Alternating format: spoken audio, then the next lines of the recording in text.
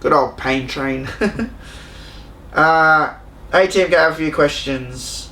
I want to ask. One, during MK Armageddon, when you heard of create a character, what were you hoping was in it that was not put in it? And do you wish you were able to create a fatality as well with the moveset you made from it? He's got 5 questions as well. I'll answer the first one.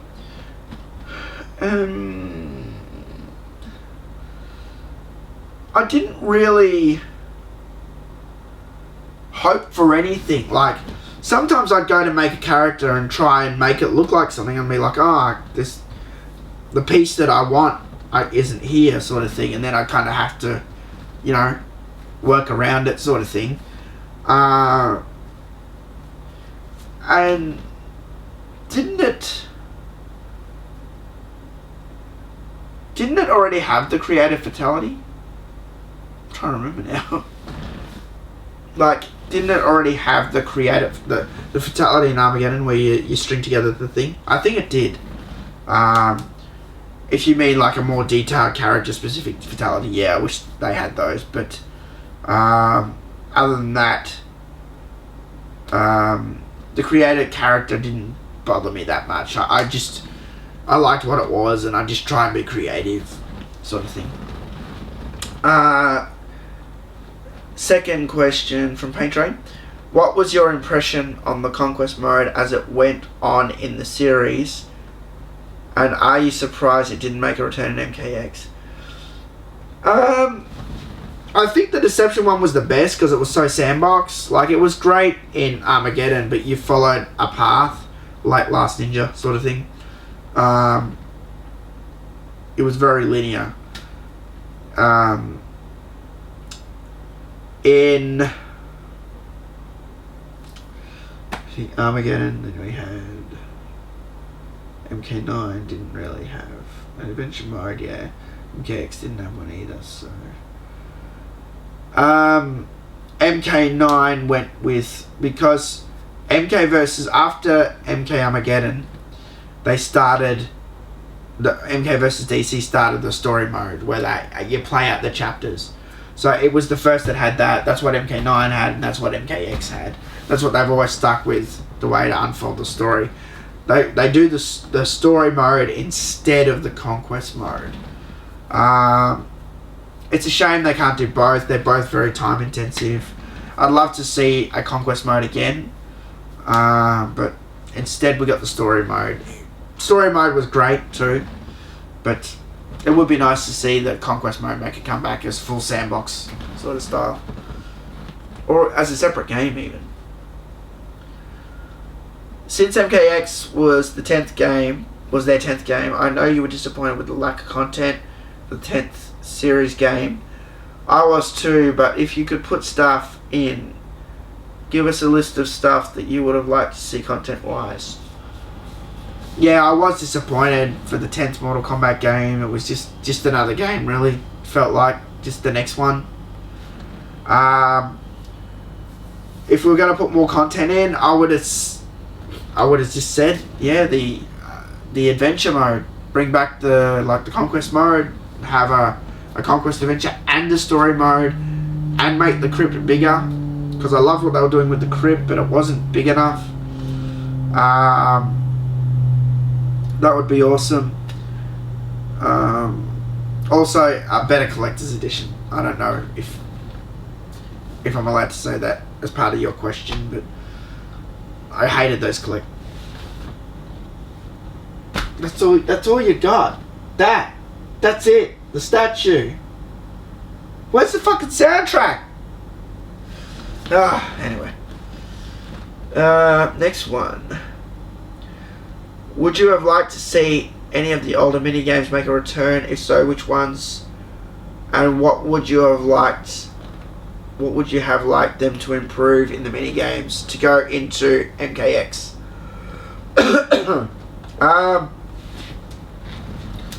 Not really. Like, the minigames are fun, but I like that they didn't carry over.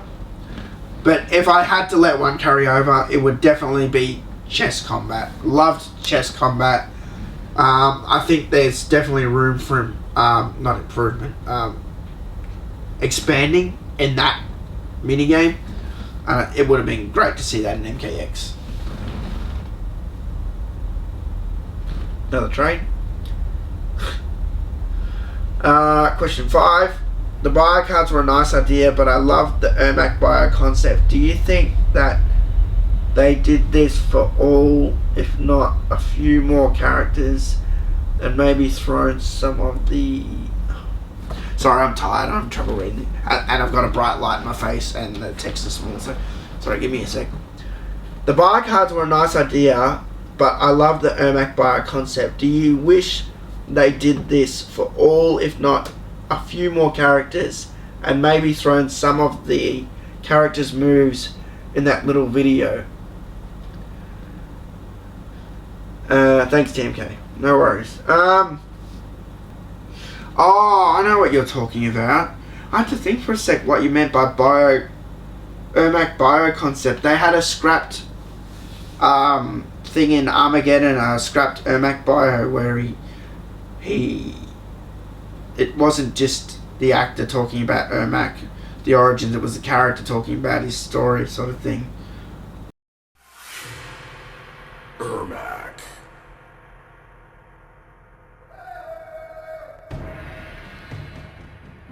We are Ermac. We are the fusion of the souls of dead warriors, created by Shao Kahn to obey him without question. We served as his enforcer for many years, until the Earthrealm warrior Kenshi released us from our bondage and awakened our perception of the worlds that surround us. We are now free to choose our own destiny. I mean, that could have been cool in MKX, but I was happy with the cards anyway, so... it's hard to say, really. I mean, either way could have looked good, so... I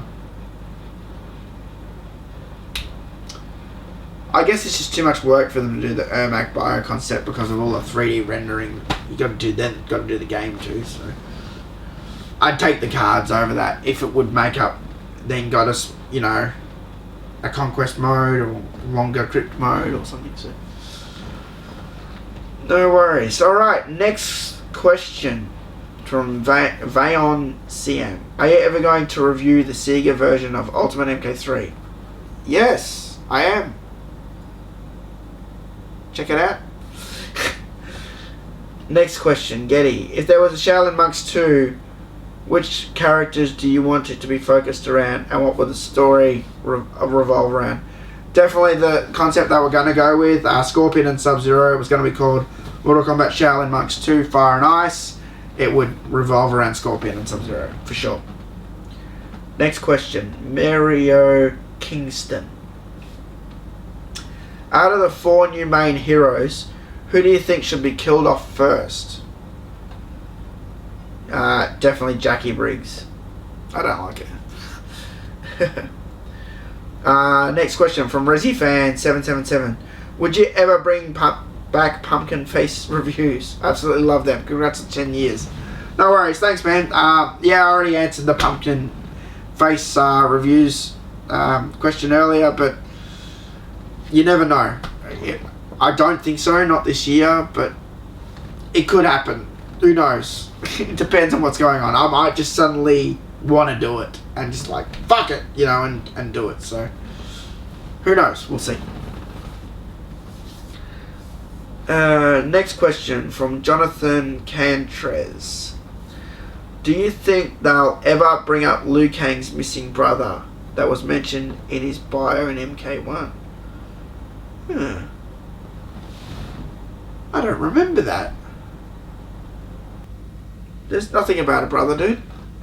No wonder I don't remember it. What the hell? Do you think they'll ever bring up Liu Kang's missing brother that was mentioned in his bio in MK1? You're wrong, dude. There was no brother.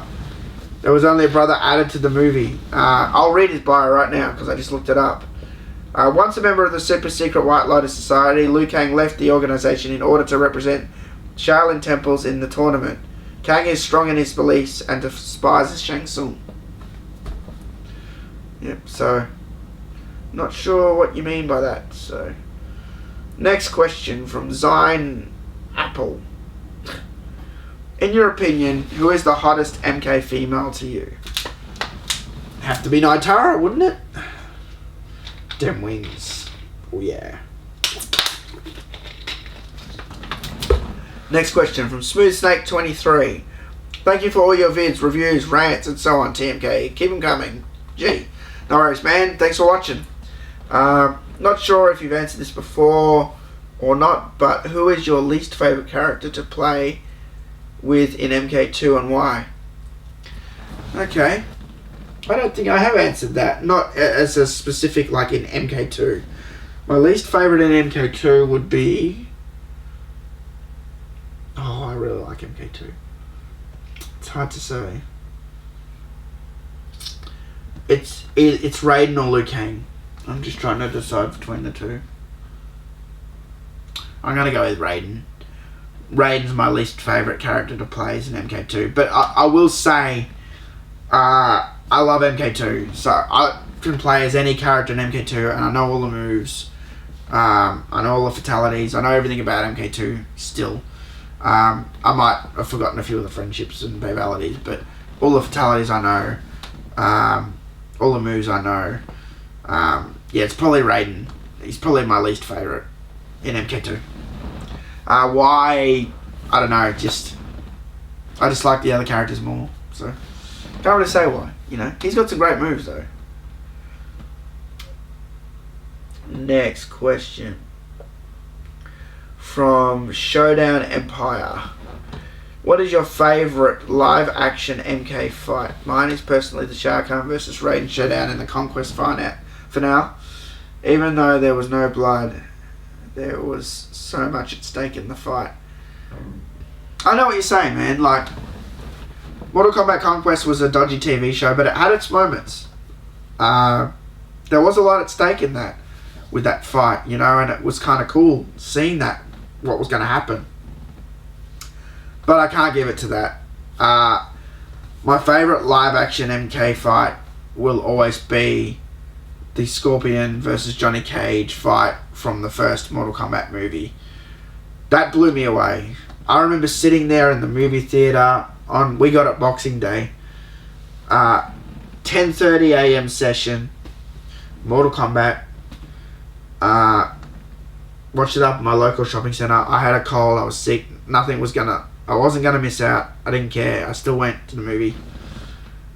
When I was enjoying the movie, but when the Scorpion Johnny Cage fight happened, it felt so awesome. Like, I felt like Scorpion had been perfectly represented on the screen. Because at first, like, you see him, you know, and he does the thing, and the thing comes out of his hand, but he doesn't do anything. But then when he started fighting, it was so energetic and so powerful, and he was really kicking Johnny Cage's ass. Johnny Cage was, like, you know, trying to block and, like, getting kicked in the face, and he was keeping up with the fight, but it almost looked like he was losing because Scorpion seemed to be dominating him, but in the end, Johnny Cage was able to kind of outsmart Scorpion to win. But that will always be my favourite fight because it had Fear Factory playing in the background. It looked amazing. They're fighting in hell. Some nice, you know, side-scrolling dolly shots in that, and the fighting looked great, you know, and it was great. Chris Kazamaza was awesome as Scorpion. That guy knows martial arts, and you know what? Lyndon Ashby, he did a fantastic job. He didn't look shit. His fighting was great, and he kept it up in the fight. So that's it for me. Next question from Soul Edge 41. Hey TMK, been a fan since 08, and my question is, how would you design story modes for the next MK? Because I feel like the whole fight cutscene thing is getting kind of old. I liked the Deception story mode, actually my fave, MK after MKX, and I think it's time for a change when it comes to the story mode. Ever since MK vs DC, it's always been the same thing. Keep up the good work, Luke. P.S. Make another Special Forces drunk review. Yeah, thanks for being a fan since 08, man. I know what you're saying, and because I just answered it a few questions ago, and as you said, it's how they do it since MK versus DC. And you're right, it is getting a bit old that they're doing the fight cutscene sort of thing. I would like to see them do a Deception story mode, have it fully sandbox like that, and have that tell a story. And the only way you're going to get the full story is to explore the whole place and talk to everybody, find all the items, and it would look amazing in next-gen graphics. You know, that's what I want to see. You know, I'd rather see that. So, next question from Cyber Demon. How many collector's edition statues do you own? Names. What is your favourite YouTube year and why? I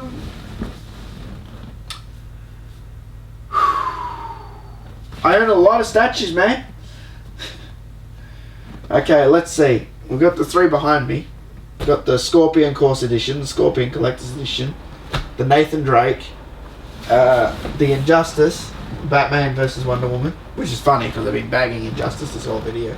Up there I got Kratos from God of War.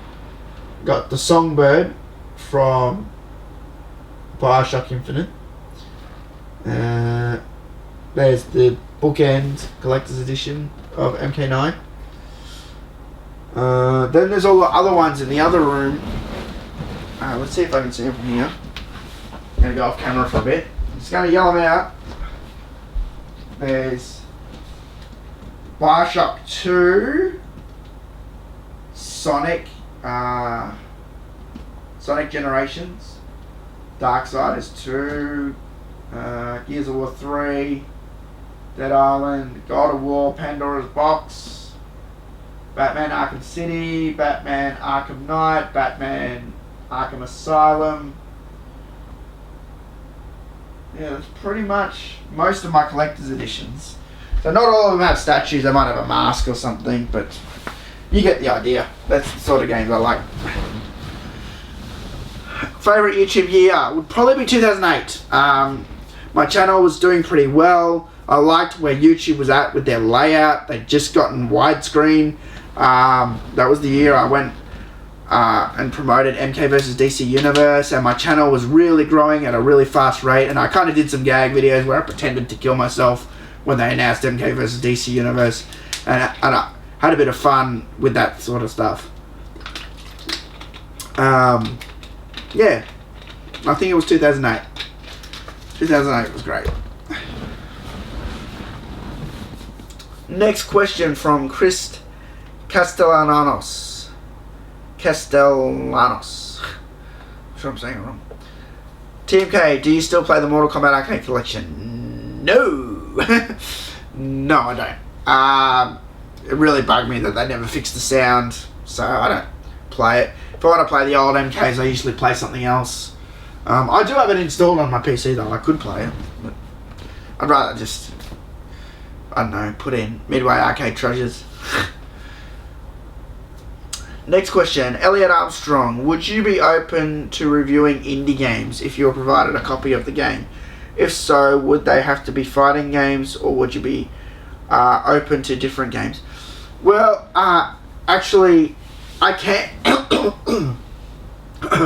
Excuse me. I can actually request review copies of games. I've done it before. And sometimes I actually get offered them. Like, I'm on a lot of mailing lists because I've gone to E3.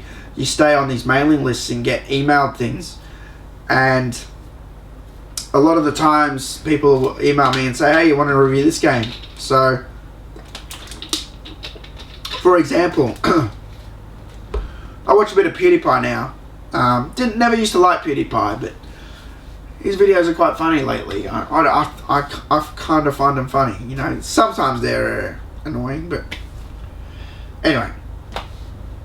He reviewed. I never watched him play any indie games, but he played this one game called Inside, where he was controlling the guy and had to get out. And I think it was like four videos that he did, and he went right through the game. I watched him play through that whole thing because I loved that game.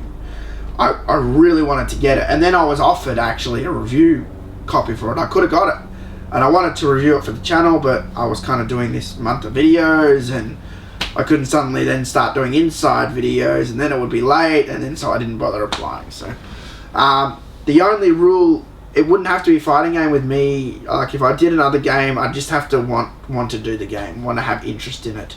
Usually I see it somewhere first.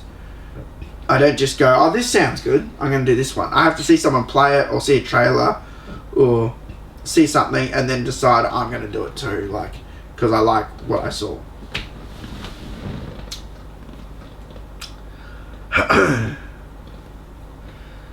Next question from Ben Sten.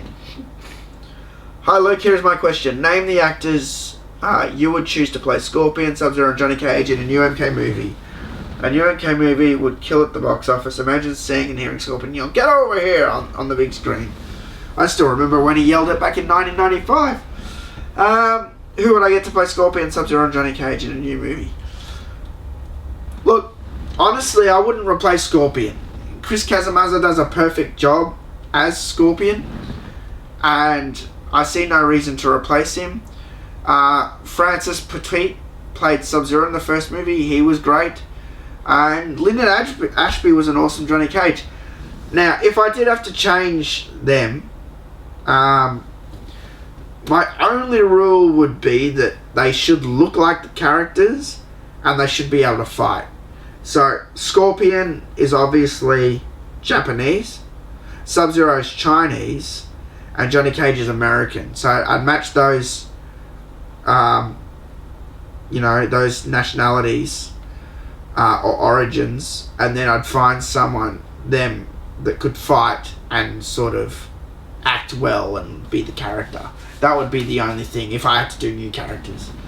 Yeah, it'd be great to see a new movie on the big screen. Next question from Blade Breaker 08. Do you think Anaga could be the final boss of MK11? Also, do you think Scorpion should play a larger role in the overall story? Definitely Anaga could be the final boss of MK11. I've talked about Anaga coming back and possibly killing Kotal Khan and taking back over Outworld and taking it from that happy, crappy place it is right now and making it a fucking shithole again with fires everywhere and burning tires and dead bodies and heaps of purple and skulls and the Pit 3, the Pit 11, I don't know, whatever. It could definitely happen. Okay, time to resume the answers from all these questions. I had to take a break because my throat was getting tired, it was late, and I had a whole lot of things happen in between when I stopped that video and starting this video. So, just resuming now. So, so I was answering the second part of Blade Breaker 08's question, which was, also, do you think Scorpion should play a larger role in the overall story of Mortal Kombat? I don't think so. I think they give Scorpion the exact right amount of story time. Scorpion's my favourite character, and I could say, yeah, there should be heaps more, story with Scorpion. But you gotta understand, when you're telling a story, and this is what makes Mortal Kombat so good, is that it's not just about just Scorpion. Scorpion has an effect on other characters. So there'll be Quan Chi, there'll be, Kenshi, Takashi, Takeda, and that means that those people also need story time. So to tell Scorpion's story right, you're not just focusing on him, you're focusing on all the people around him as well. So I think they do well with Scorpion. He gets the exact right amount of time, whereas Erron Black didn't, because he's a new character, he's part of sort of Kotal Khan's new group, but he's always with Kotal Khan, but they didn't give him enough story time. I would say definitely, like, someone like Erron Black needs more story time, and some of the newer characters that they added into the game, I don't think they gave enough story time in the game. So, next question.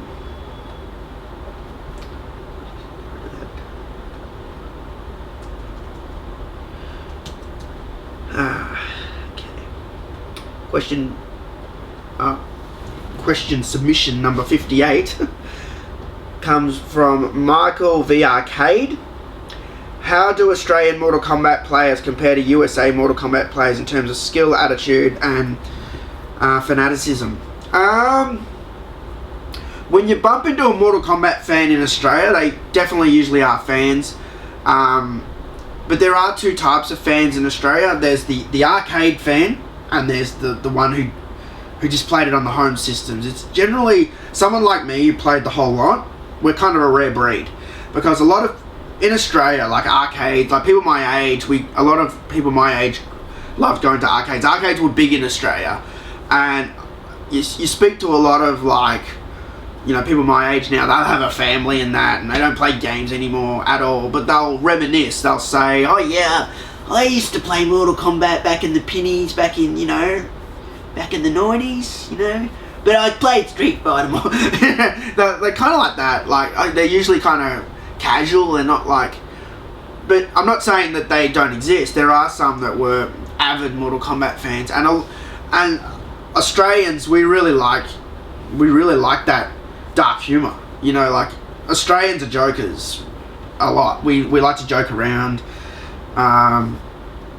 We tell racist jokes, all sorts of shit, you know, like, it's hard to kind of upset or trigger an Aussie. So while we do have fans, people like me are kind of, as I said, a rare breed, where we're just stuck with the thing the whole time. And that's really my personality. Like, when I like something, I stick with it a lot. So it kind of makes sense that behind the camera, you can't see, I got all my retro consoles there. And the reason is because I really liked them all. Going from the NES, N64, Wii, GameCube, Xbox 360, Xbox One, you know, all the Segas, all the PlayStations, they're all there. And it's all because I had good fun with them. And I've never liked getting rid of things that I like. For another example, my computer, the speakers that I have on my computer, I've had since 2000. That's 16 years. I've had the same speaker system, and that's because they're Yamaha speakers, and I really like them. I think they put out like a really good sound, and Yamaha don't even make computer speakers anymore. But my cousin also bought the same speakers when I got them because I really loved them, and he wanted to get rid of them, so I bought them off him like years ago, and I actually have that pair hooked up in my kitchen. So I split the audio from my computer, so if I'm ever cooking or doing something in the kitchen, sometimes I do soldering on the bench there, I can turn on the speakers in the kitchen and hear the sound better. And the computer's there and the kitchen's there, but there's a wall in between, so it makes the sound, even though you can have it just come out of the computer, it doesn't sound right. Whereas if I have it up there and I'm in the kitchen, it sounds a lot better. So the reason I just told that story is it just goes to show, rather than just go out and buy new speakers, and there could be speakers that are better, I'm not like that. Sometimes I just like to stick with what I know and what I like. So I'd say American Mortal Kombat players were definitely more played Mortal Kombat a lot more, and doing these videos, that's become very clear. Like, when I started doing YouTube and I started looking at the little pie graph of where everyone was, it was a country, a map of the world, flat map of the world, and it would go darkest green where your viewers were, and America was always like solid, like forest dark green, you know, and Australia would have these little splotches around it, you know, and that's how I knew. And that's why a lot of the times in these videos I'll talk about or talk like I'm talking to American fan base, because I know most of my viewers are from there. So I think American players probably were better at the game because they played it more, I would say. And they definitely liked it more, so, you know. But like I said, there were a few here, but just not as many. And the other thing was, in Australia too, our market was saturated with more Street Fighter and Tekken than Mortal Kombat. And I don't know why. That's always kind of bugged me, because Mortal Kombat on arcade here was distributed, by a company called Leisure and Allied Industries. And LAI as we called them, were a big sort of company. They would deal with Midway direct, I believe. They would get the stuff from Midway and then they would distribute to arcades here. So that's kind of how it worked. And LAI would run Time Zone. That was where they were from Time Zone. So, but you know, you didn't just have to be a Time Zone store to deal with them. In fact, in their closing days, I used to get my arcade machine fixed there. I'd drive out to LAI, and there was a time when my coin mech needed reprogramming. They did that. All the Mortal Kombat games I bought, Mortal Kombat 1 and 2, 1 and 2, I got from LAI. I'd ring him up and be like, can you find me Mortal Kombat? Yeah. And then they'd call me back and go, I found your Mortal Kombat. They were really good. I was kind of pissed when they closed down, you know, but that's just part of the arcade industry's dying, you know. There still is an LAI, but it's in fucking Perth or something on the other side of Australia. So, but I don't know why there were more Street Fighters than that. That's something I can't explain, because LAI were like big and Time Zones were big, you know, so that's just the way it goes. Alright, next question from Metal Cooler. Do you plan to review MK1 and 2 for the Commodore Amiga? What is your favourite Mortal Kombat Mugen game? Like I said, don't play the Mugen games really, so don't have one. I'd love to review Mortal Kombat 1 and 2 for Amiga, and I actually have them. I have both, but I have no Commodore Amiga. And I don't like to do emulator, you know, I don't like to do it. And I don't know anything about Commodore Amiga. Someone offered me one at one stage. They said, I've got one, man, you can have it. You know, but it never happened. In fact, I should ask him. Say, come on, man, I need that Amiga. But I do have the games, but I will say this, they're untested. So I hope they work. I bought them years ago off eBay. You know, floppy disks can deteriorate and rot, so hopefully they're not ruined. If I do get a Commodore Amiga, I'll definitely do the review of those. I really do want to review them, so. But like I said, just don't have the hardware for it right now. Next question from Lars Kusch. Hello, TMK from Germany. I've been a fan of you since September of last year, almost a year. Cool, man, thanks. Now, question 1. Hey, how's it going? So what do you think about the Deadpool movie, if you've seen it? Like the music, soundtrack, fight scene, storyline, etc. I loved the Deadpool movie. Loved it. I thought they did such a great job with it, and I wasn't really like one of those people that was like so fully behind it. Like I wanted to see it, like, but like some people were like really like couldn't wait to see it. They thought awesome, but you know they made it they made it funny, they made it crude. You know, Ryan Reynolds fucking killed it. I've always thought he was a good actor, but he's done some shit, you know, and it's not always his fault. You got to work, you know, but he is that character. He's perfect for that guy, you know. And the funny thing is, a friend of mine works at a cinema, and he said sometimes they just throw out the cardboard stands, you know, the big stands. They don't have time to wait for people to pick them up or that, or they have extras, or someone doesn't want it or whatever. Anyway, I got the Deadpool cut out. It's right there against my wall.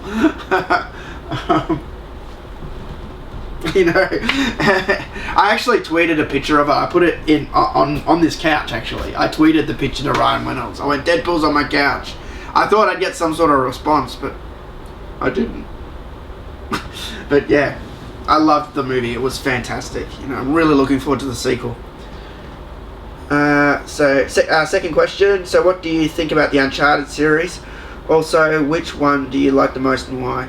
I love the Uncharted series. I mean, look, that says it all, right? Nathan Drake, he's right there. He's the man. The Uncharted series was done by Naughty Dog, who are professional storytellers. They really know how to engage the player. Like, they make you want to play a lot. And I loved all the Uncharted games, and I got into Uncharted around just before the third one came out, I believe. Just before then, someone told me to play the Uncharted game, so I got Uncharted 1. It was already in the cheap range, I believe. And then Uncharted 2, and you know, then I ordered the Uncharted 3 Explorer Edition, which I'm so glad I ordered. That's one of my favourite collector's editions. A little treasure chest, wooden treasure chest. Beautiful collector's edition. And then Uncharted 4, as you can see, I got the collectors for that. And I ordered that straight away when you could. So, funny thing is, the last week that I worked was the week I picked that up. So, even though I finished my job, I had something cool to play in my spare time. Uncharted is an amazing game.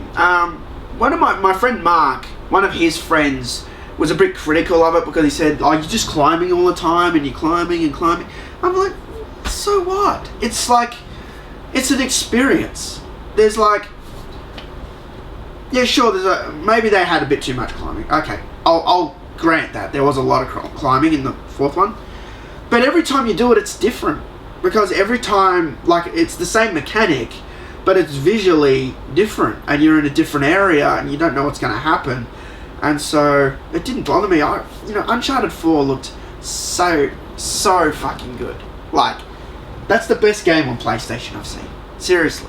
The water, the way the game looks in the distance, like when you're on the islands, when you're on top of the cliffs and you look out, you can see all the water and cliffs and trees and the canopy of all the forest, and it just looked amazing. And it can go from location to location, from a beautiful island to, like, being underground with all these traps, these skeletons that blow up and all these bones, and so visual, that game, so I loved 4, I really did, but I felt like Sully was a bit disconnected in it. Like, he was there, he was kind of out of the game. I get what they were going for.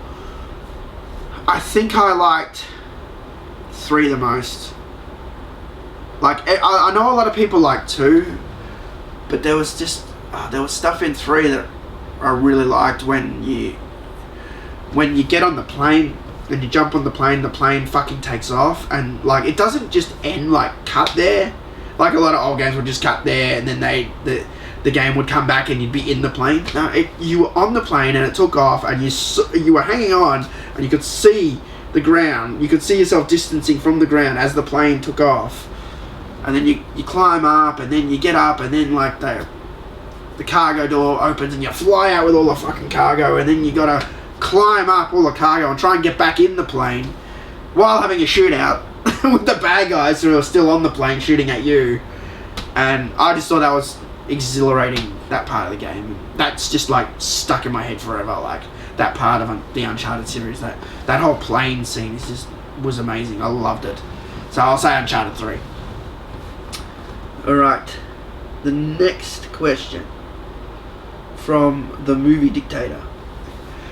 If you had to make an original idea for an MK movie not based on any of the game's storylines or existing movies, Legacy and Rebirth included, what would it be? I kind of already answered this, so I'm going to skip over this question. Sorry, man.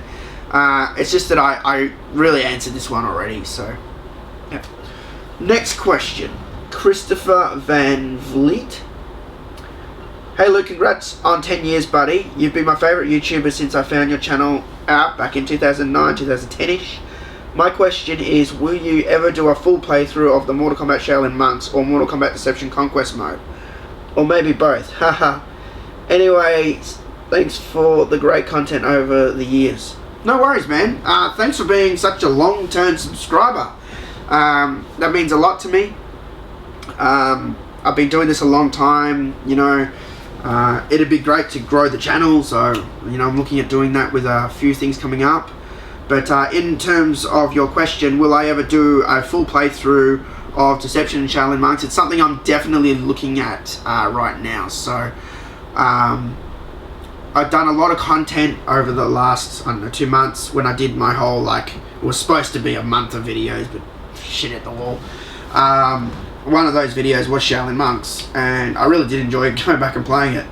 And I have thought about doing a playthrough, like a daily chapter, even if one day I film all day and make 6 chapters and edit them and then release them daily with some other videos and stuff.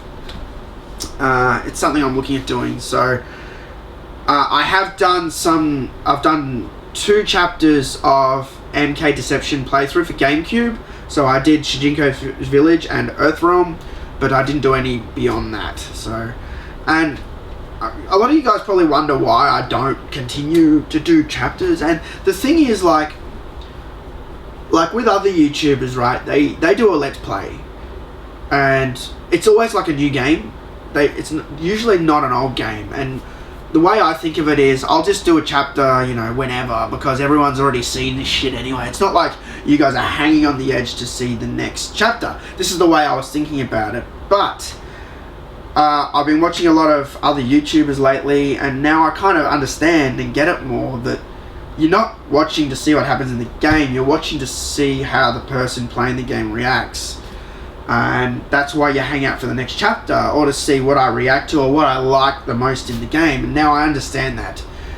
It's just that I always looked at it the wrong way around before, and I thought, you know, I'll just do the next chapter whenever, sort of thing. It's not a hurry, it doesn't really matter, you know. But, you know, in hindsight, that was wrong. I really should have been doing a chapter every day, you know. It would have been better for the channel. I would have got more views. Would have been better for you guys. You would have been more happier. Like, when's the next channel?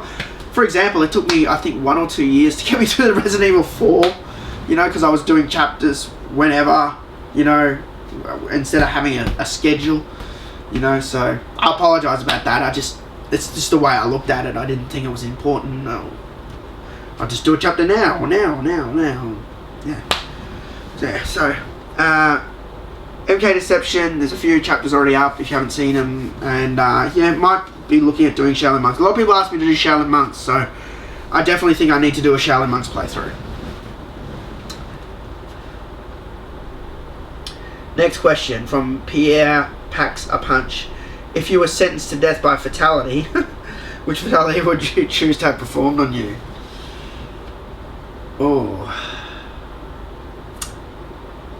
I know a way out of this. Liu Kang, MK1, cartwheel uppercut. As long as it's not on the pit stage. That way I survive. or we'll just say the one from MK2, because even on the pit stage you don't get hit down the pit with that one. So Liu Kang's cartwheel. Yep, that seems like the least most painful way to get hit. I don't think it's even a fatality in the Mortal Kombat games. The Liu Kang's cartwheel. It would hurt though. If I had to choose a deadly one, it'd have to be something quick.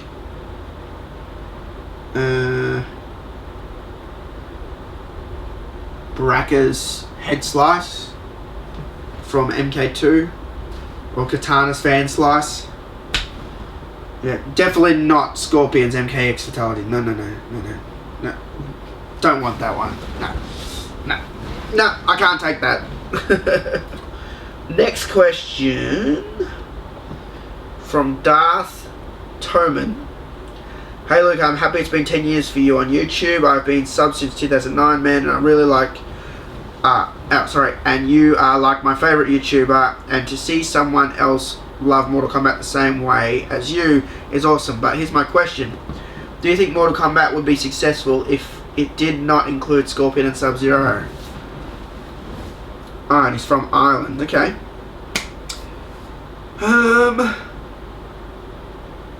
It would be. The concept of Mortal Kombat is what's awesome. The thing that drew people to the game wasn't Scorpion and Sub-Zero. It was the fact that, like, while you had Street Fighter out there and you just, you know, you beat him and it's like, hey, you know, I'm the strongest man in the world. I always laugh at that. I think that's shit. Like, in Mortal Kombat, you kill them. Like, that's badass. Really badass. The fact that if you win in a friendly game, 2-player game, you can kill your best friend. And people like that. And it's funny to watch. It's dark comedy. You know, it's just that Scorpion and Sub-Zero were the favourites. If they weren't there, then it would fall to, you know, Raiden and Kano or whoever else was there. So, but you know, Scorpion and Sub-Zero are the kings of Mortal Kombat. That's undeniable. In fact, I did a poll on Twitter a few days ago, and it was pretty much very even. I think Scorpion won by 1%. You know, I said, who's better, Scorpion or Sub-Zero? Alright, next question from Silent Hill 89. Silent Hill UK 89. Have you thought about streaming on Twitch regularly? I miss the interaction we get in your streams. Thanks if you have been watching me on Twitch. I appreciate it. The problem I had was, and it's been kind of a rocky road with streaming. See, I started doing it on YouTube first, and I did that regularly. Every week, same time, I advertised it, and hardly anyone showed up. You know, and I was like, streaming doesn't work! Again, this is like how I am. Streaming's fucked! I'll just do it whenever I want. Do you know what I mean? And that's what I've been doing on Twitch, and I've been applying the same logic, from my experience of streaming on YouTube to Twitch. Whereas I really shouldn't. I should be probably streaming on there, you know, more often too, because I do have a little bit of a view base on there.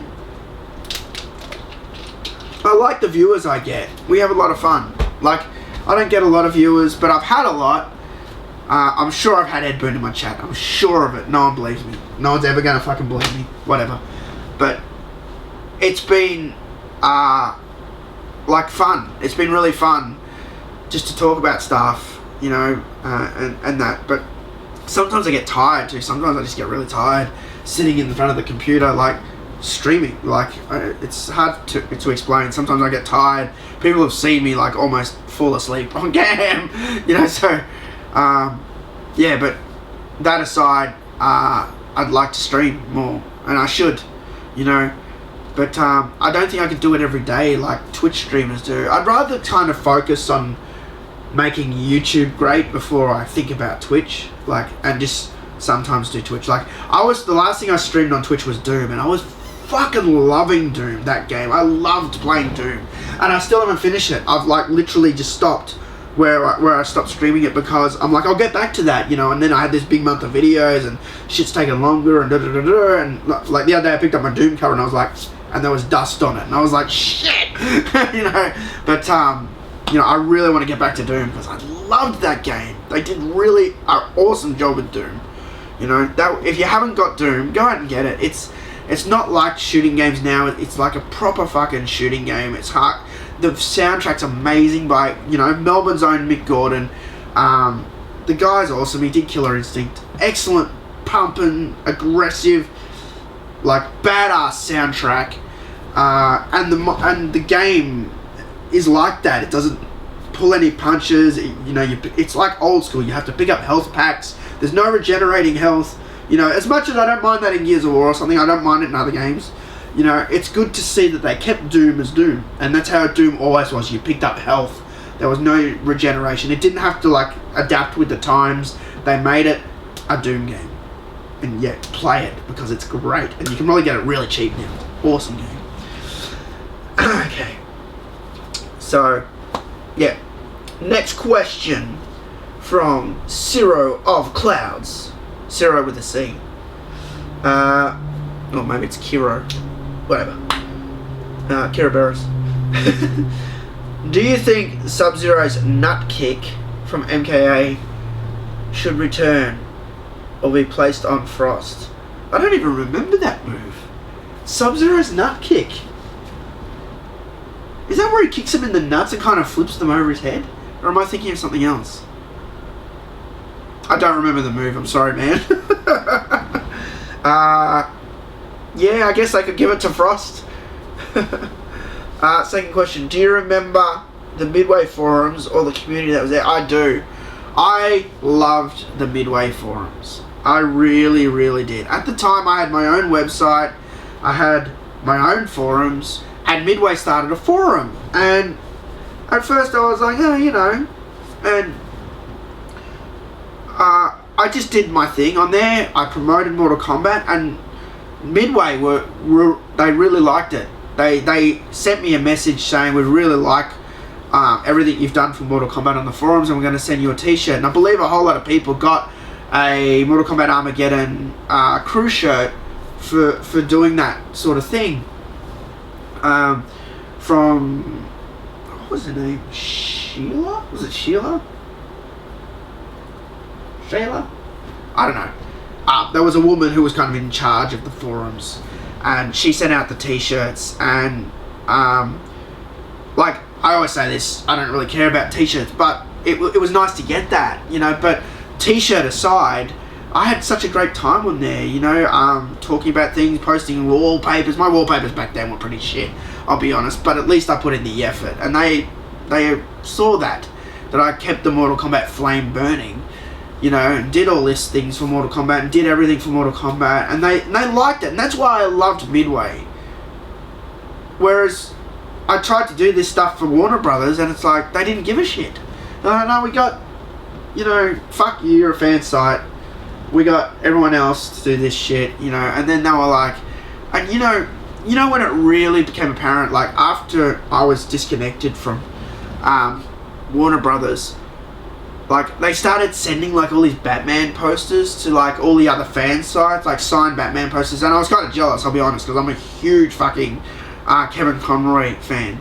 But the other part of me is like, why the fuck are they, like, what's this got to do with Mortal Kombat? It's just because they're Warner Brothers, they're like, oh, here, have posters, you got a fan site, have posters, have t-shirts, have all this shit, have all this promo stuff, have all these Mortal Kombat things, have all this. But you know, the one thing they weren't giving fans were screenshots, videos, you know, decent interview locations, you know, press releases that were on time, full resolution assets, all the things that we used to get with Midway.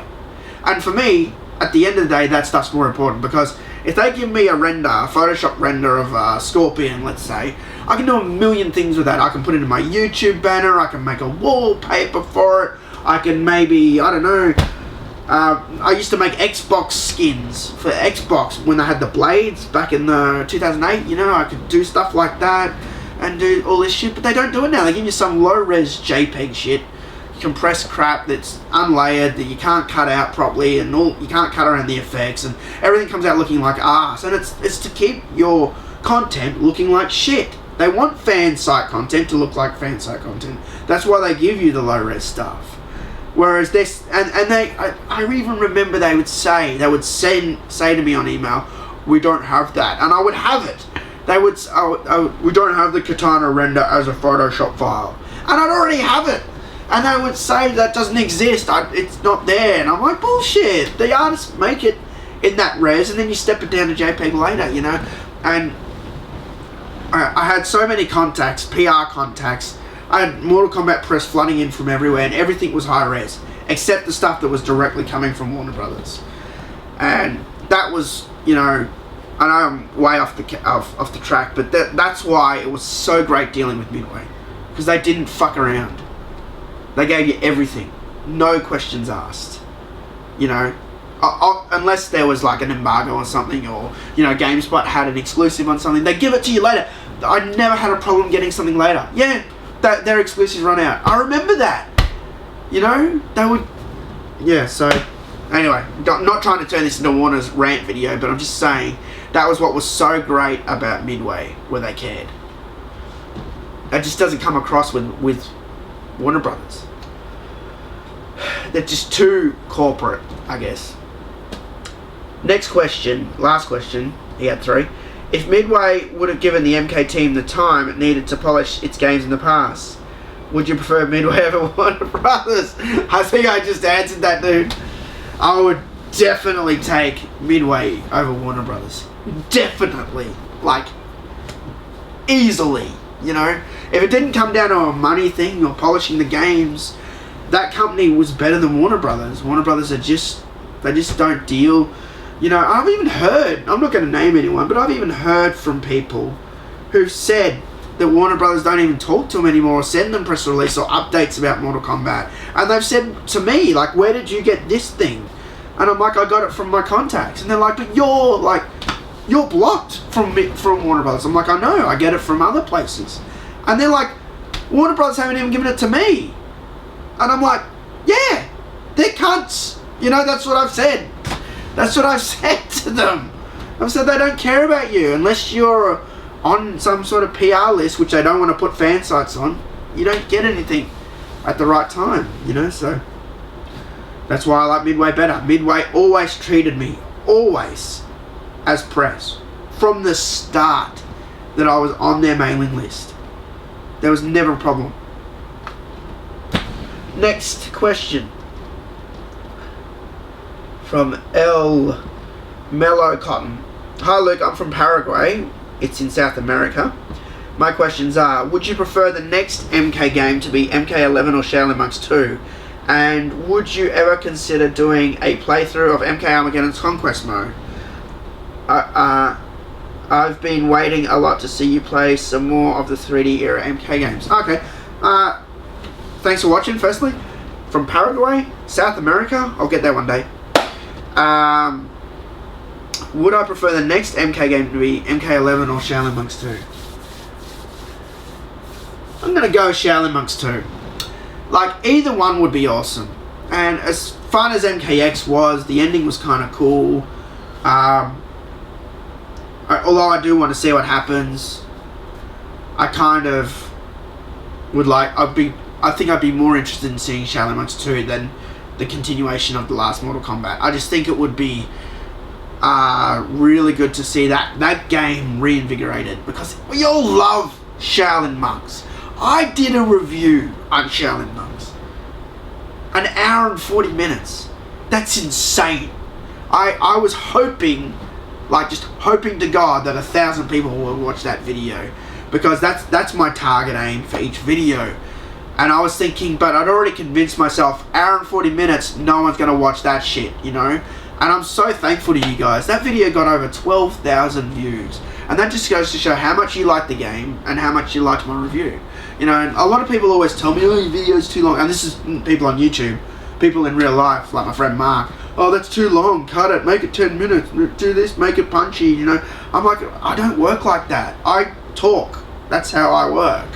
You know, I don't make videos to be super punchy and super YouTube famous and the stuff I've been told. Oh, everyone on YouTube's got ADD these days. They're not going to watch an hour and a half video. And my response to that is, but I do. I'll sit there and watch a Red Letter Media fucking hour and a half review of Star Wars The Force Awakens. I just did that. You know, I've done it with Screen Junkies movie fights, you know, and then they're like, oh, but those people are famous. People watch them. I'm like, it shouldn't matter if you're famous or not. The content matters. You know, so back to the question, definitely Shaolin Monks 2, because everyone loves Shaolin Monks. Would you ever consider doing a playthrough of MK Armageddon's Conquest mode? Yes, definitely. It doesn't take long to play through Armageddon, so I reckon I could do that kind of quick. I think you can play through Armageddon's Conquest in about 4 hours from memory. So that could make either 4 1-hour-long videos or 8, you know, like half-hour videos. So that's something I'll look at doing. Like I said, I do want to play through some of the old games. Alright. Next question. From MKAK. Hang on. MK Active? Activite. It's a bloody drink. MK Active, I get it, with a K. That's what's fucked with my head. Activite was like AK, and I thought of, there's not many words to spell with AK. And then, like, I read AK and just thought, Activite! You know, that drink, when I was growing up, it was like a chocolate drink here, like, that was supposed to be good for you or something. Anyway, it's MK Active. He's changed his C to a K. TV. So, would you rather see Shaolin Monks 2 or a new Mythology Sub-Zero game? Oh, come on, man. That's hard. Fuck. I really love Mythologies. I think I'm the only one that likes it. I don't know. I think it was a good fucking game. It was like, it needed more work. It needed to be longer. They needed to fix some of the control issues. They needed to fix some of the parts up. But the soul of that game, playing as Sub-Zero, a side-scroller side-scrolling through the screens and that. And you know what? I saw a review recently. Someone reviewed, who was it? I forget. It was a big YouTuber reviewed, and he talked about how he hated the Bridge of Immortality level, which is my favourite level in that, because he's like, oh, you have to drop down at the start. Fuck, I would not have known to do that. And I'm like, exactly. That's what's good about it. You had to kind of experiment. And it was supposed to be a bizarre and strange level. You're in Netherrealm. Netherrealm was supposed to be like that. You know, and you could actually, he's like, oh, you can't, there's no way to know. You can drop down and grab onto the ledge and you can see that the screen moves down, that you can go down. Whereas if it's just a hole, it doesn't do that. And, you know, I didn't see that as a problem. You know, yeah, I got lost the first time I went through the level 2. I didn't find that key, I didn't find that area. Then I went back and I found it. So, back to the question. Would I rather see Shaolin Monks 2 or new Mythologies game? I'm going to say Mythologies. Fuck it. I'm going to say a new Mythologies game. I mean, it's kind of silly because Shaolin Monks came after and it was better. They could just do Shaolin Monks Scorpion or Scorpion Sub-Zero. But it'd be fun to see Mortal Kombat Mythologies Scorpion like on the shelf. Like that would put a smile on my face. Next question. We're up to 69 out of 93. We're getting there. From Nugzala. Hey man, I love the videos. You're the motherfucking man. Yoda of MK, so awesome.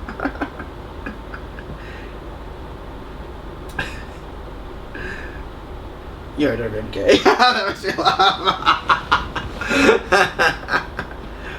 Hard to see the dark side is. I wanted to pitch an idea of what if taking these characters, these evil monsters, and becoming them and making it in first person view. There's a lot of exclamation marks in this. And like control Scorpion. Wouldn't that be awesome?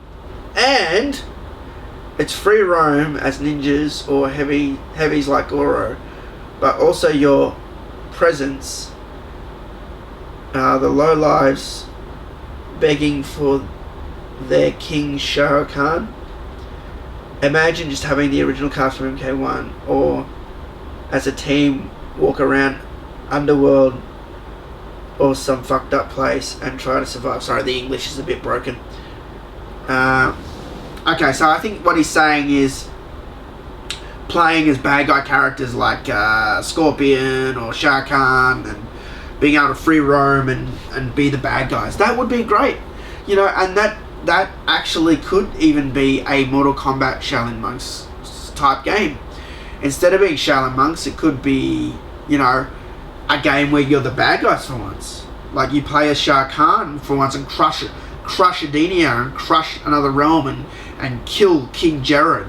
You know, they haven't done that sort of game. That would be awesome if you could play as Shao Kahn, the Conqueror, and conquer realms.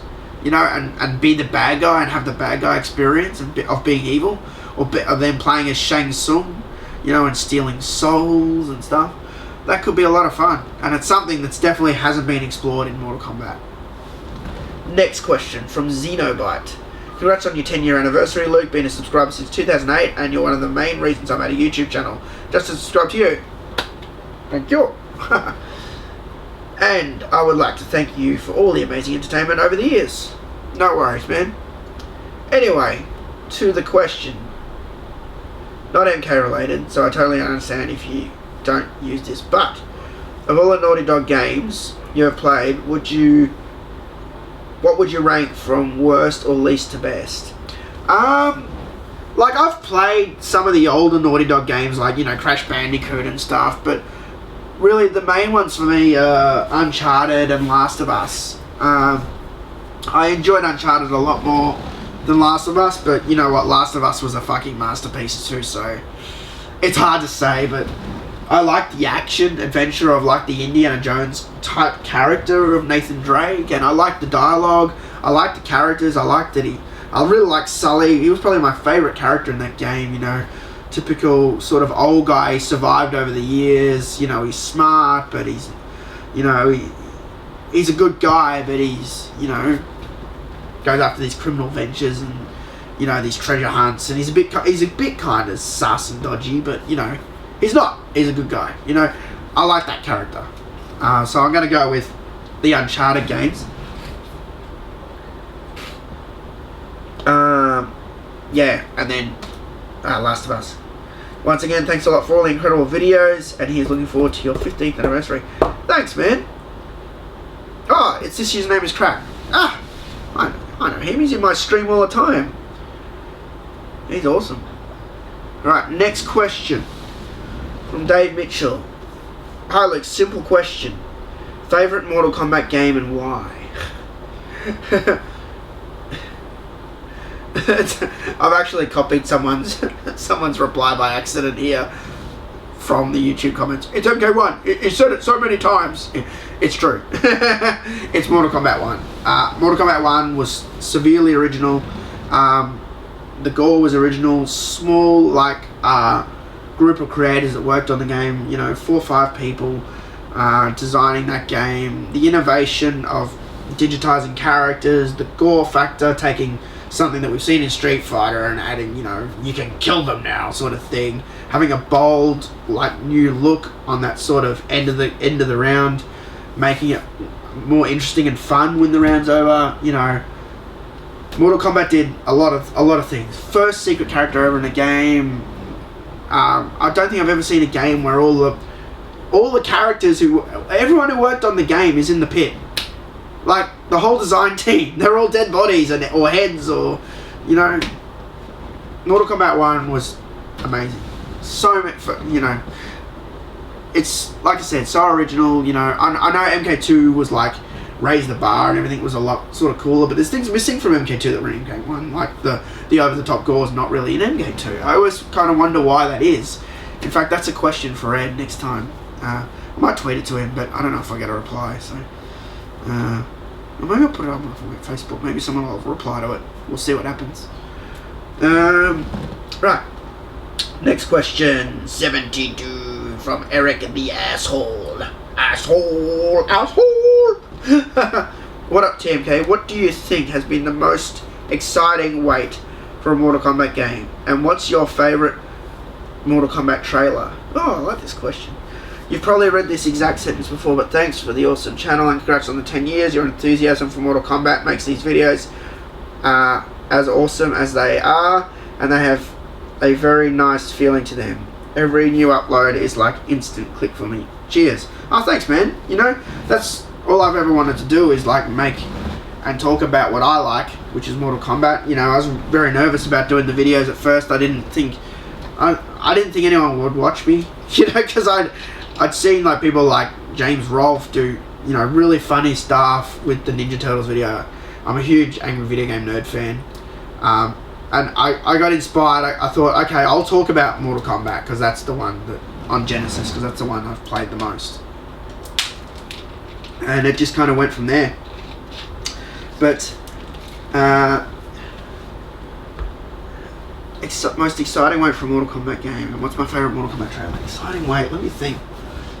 I think I'm going to go with, like, there's been some waits where we've had to wait a long time, like from MK3 to 4 to Deadly Alliance, like a 5-year wait. But that wasn't exciting. That was kind of like scary, because it's like, it looked like Mortal Kombat was over at times. It's like, fuck, it's been 4 years, 5 years, and they keep saying they're doing something, and then it changes the next update, then they're not doing the last thing they said they were doing, and so it was kind of worrying. So I'm going to say the most exciting wait for a Mortal Kombat game, I'm going to go with Deception after Deadly Alliance. I just think there's something about Deception, like the marketing approach to it, the characters, the content of the game, the online for the first time. It had this whole buzz, like everything about it was cool. The press kit that I showed in the video earlier, like it's just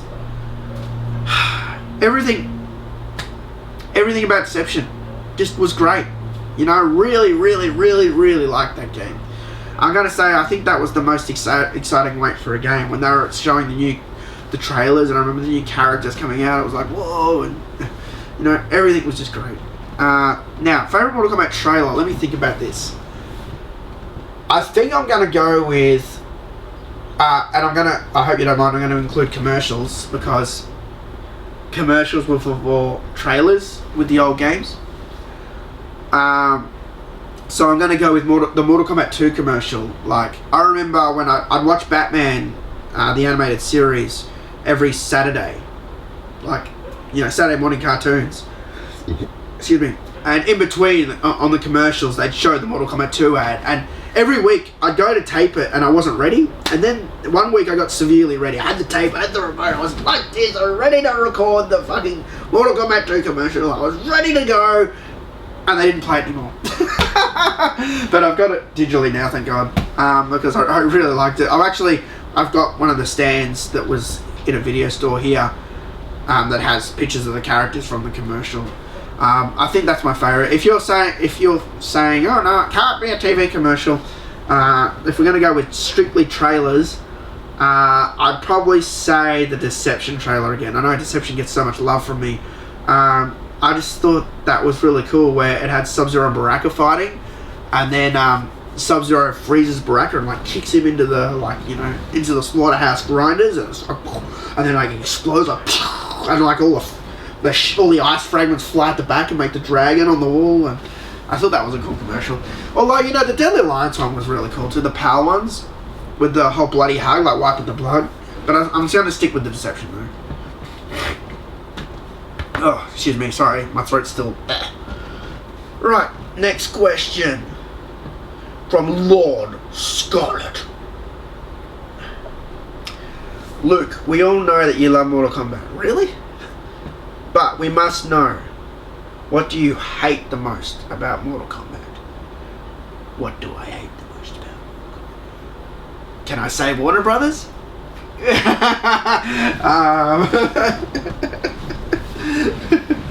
I'll never let it go.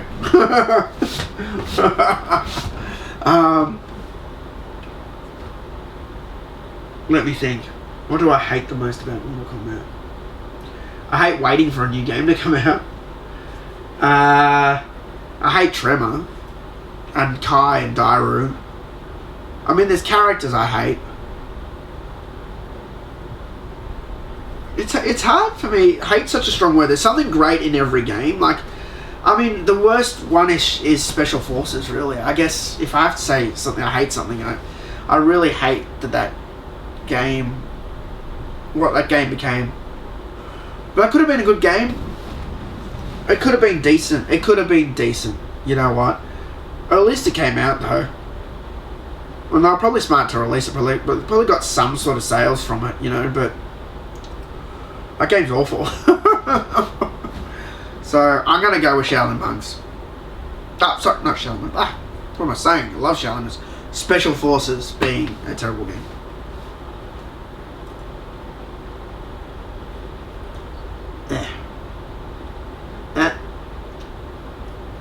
Hair in my mouth. One of my whiskers, probably. Alright. My crazy mustache. Alright, next question from Mortalika03. Hi Luke, happy 10-year anniversary. I found your channel in 2008 while I was searching for MK Advanced Gameplay, and since then I became an instant TMK-oholic. You are by far my favourite in YouTube. Always. My questions are: number 1, what is your favourite MK game opening intro? Mine is Armageddon. What was your reaction to when Sindel killed almost everybody in MK9? Oh, that's the second question. Okay. Sorry, this question. Let me just fix this. It's a bit hard to read these. All right. Sorry, I just quickly fixed that up. So, first question. What is your favourite MK game opening intro? Mine is Armageddon. Armageddon was fantastic. It had the whole good side versus bad side running in. Total carnage. But I think I have to give it to MK9's opening. MK9's opening, which showed what happened at the end of the Armageddon intro. It's kind of because of... That's what's good about the Mortal Kombat games. The next one reveals what happened in the last one. So, the MK9 opening, we see everyone dead. We pan up to the top of the temple. We see who got to the temple, and it's Raiden and it's Shao Kahn. And it's Dark Raiden and Shao Kahn. And that's kind of cool, and they're fighting. And Shao Kahn gets the ultimate power. The last guy that we want to have it gets it. And Raiden sends a message back in time. He must win, And then we get the flashbacks. I've actually put that screenshot up before somewhere of all those little blue flashes that you see in that flashback, which are events in the Mortal Kombat timeline. Like, for example, Liu Kang being killed, or Kano being tied up in Mortal Kombat 2. Anyway, that was awesome. Second question, what was your reaction to when Sindel killed almost everyone in MK9? I didn't hate it.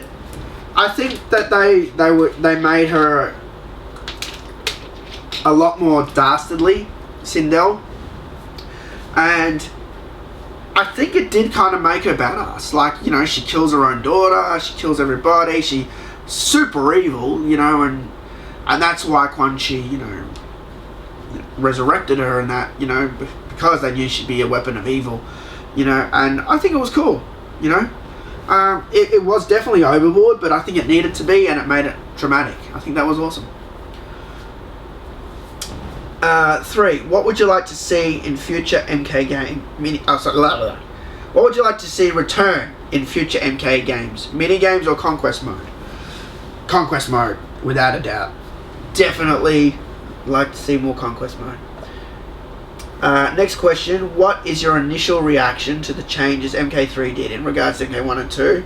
The urban setting, cyborgs, playable Shokan, Johnny Cage death, Sub-Zero mask, and Hunted, and no fucking Scorpion. Alright, I'm gonna answer them all.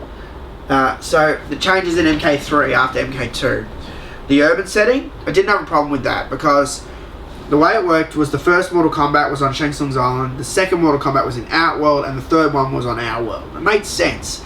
Shao Kahn cheats, he invades our world. It made for some cool urban backgrounds. Like, even though I like Mortal Kombat 2 more and fighting Outworld, it was great in terms of story. Because they'd had a tournament on Outworld, didn't work, so Shao Kahn's like, fuck it, I'm just gonna take it, you know, just appears and opens a big portal over our city, you know. I liked that. That was cool. Cyborgs I didn't have a problem with. Playable Shokan, yeah, I wasn't a fan. Johnny Cage death, I didn't have a problem with that either, you know. It adds drama, and you need drama in your stories to keep your stories going. Oh, excuse me. Sub-Zero Unmasked only happened... Oh wait, no, sorry, my bad. I almost said that backwards. I was going to say that was just new MK3. No, Sub-Zero Unmasked, it made sense because he didn't want to be Lin Kuei anymore because of he was marked for death and the robots were chasing him, and he didn't want to be like those assassins, so he went for the whole unmasked look. So I didn't have a problem with that. And being hunted, you know. No fucking Scorpion. Had the biggest problem with that ever. Scorpion's my favourite character. I can't believe they left him out. You know, Sub-Zero's been in every game, and that kind of pisses me off. That's one thing that Sub-Zero has over Scorpion, is he can say he's been in every Mortal Kombat, whereas Scorpion can't, and that really grinds my gears. Next question. Have you seen the new MK toys like the Jazzaware, MK9 and X? Yeah. Here's 1G. Yeah, so I've got some of them. I don't have all of them. These are the Mezco toys. So, I didn't mind these. When I was working, a shop near where I was working had these. So, I bought all of them. They didn't have the variants though, so... Just got the main characters. That's Quan Chi, Kotal Kahn, Katana, Raiden, Scorpion, Sub-Zero. Yeah. Da-da-da. 6. What would you like to see the light of day first? Shaolin Monks 2, MK vs. KI, or a new MK movie?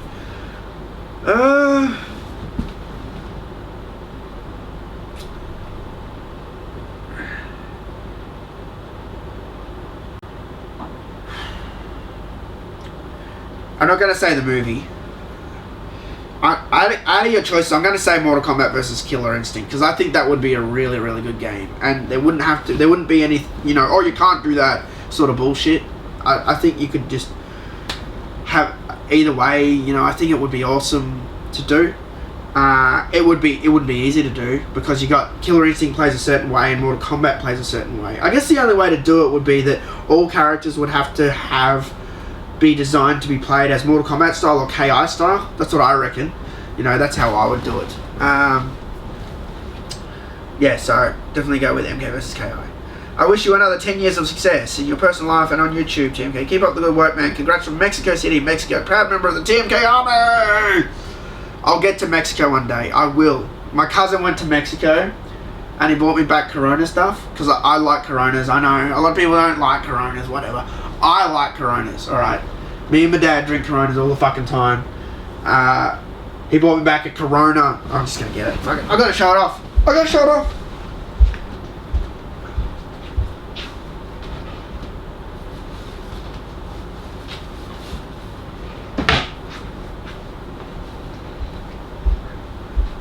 My Corona.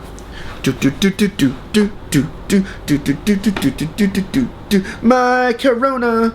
Yep, my Corona beer holder, which, you know, goes all the way up to the neck, zips up. Yep, my cuz got me this from Mexico, which was awesome. Made in Mexico. Yep. The only thing is I don't have any friggin' Coronas to put in it. Drank them all on grand final day. Alright, next question. 75 from Central Boy. Do you think there will ever be a sequel to Shaolin Monks? Who do you think would be the main characters? I would love there to be a sequel to Shaolin Monks. I think Ed Boon is aware that everyone wants it. I guess it's a matter of convincing the powers that be, Warner Brothers, to committing to making the game. I have no doubt that if they do it, it's going to be Scorpion and Sub-Zero. No doubt. Next question. From IIAFX. Do you ever plan on bringing back movie reviews or any more full audio commentaries on films? I enjoyed those. And Mary, 10 years. I'll have a drink for you now. It's time to rewatch some of your classic reviews. Thanks, man. I'm doing kind of movie reviews on my channel with Mark, Real Lab Reviews. I don't know if I'll ever do my own ones in the future. I don't think I'll do commentaries again. The only commentaries I did were the Mortal Kombat movies. I thought that was a cool thing to do, a fan commentary on a movie. But I can't see myself doing other movies, like commentaries on those. Like, it's kind of weird for that, but I know, it felt more relevant as a fan that I could talk about the Mortal Kombat movie, like what I thought about it.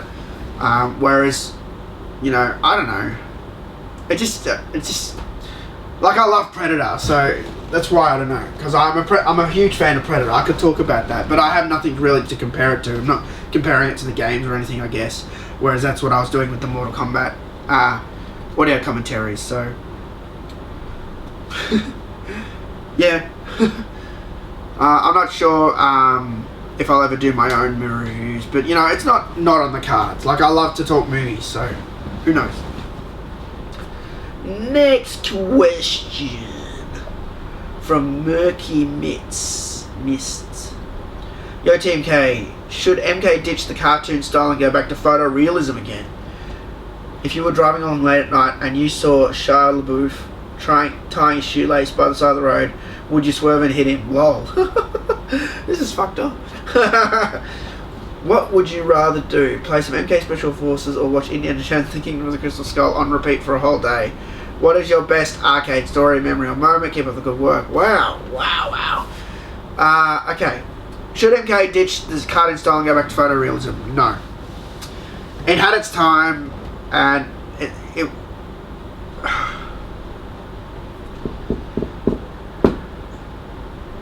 This is a tricky question.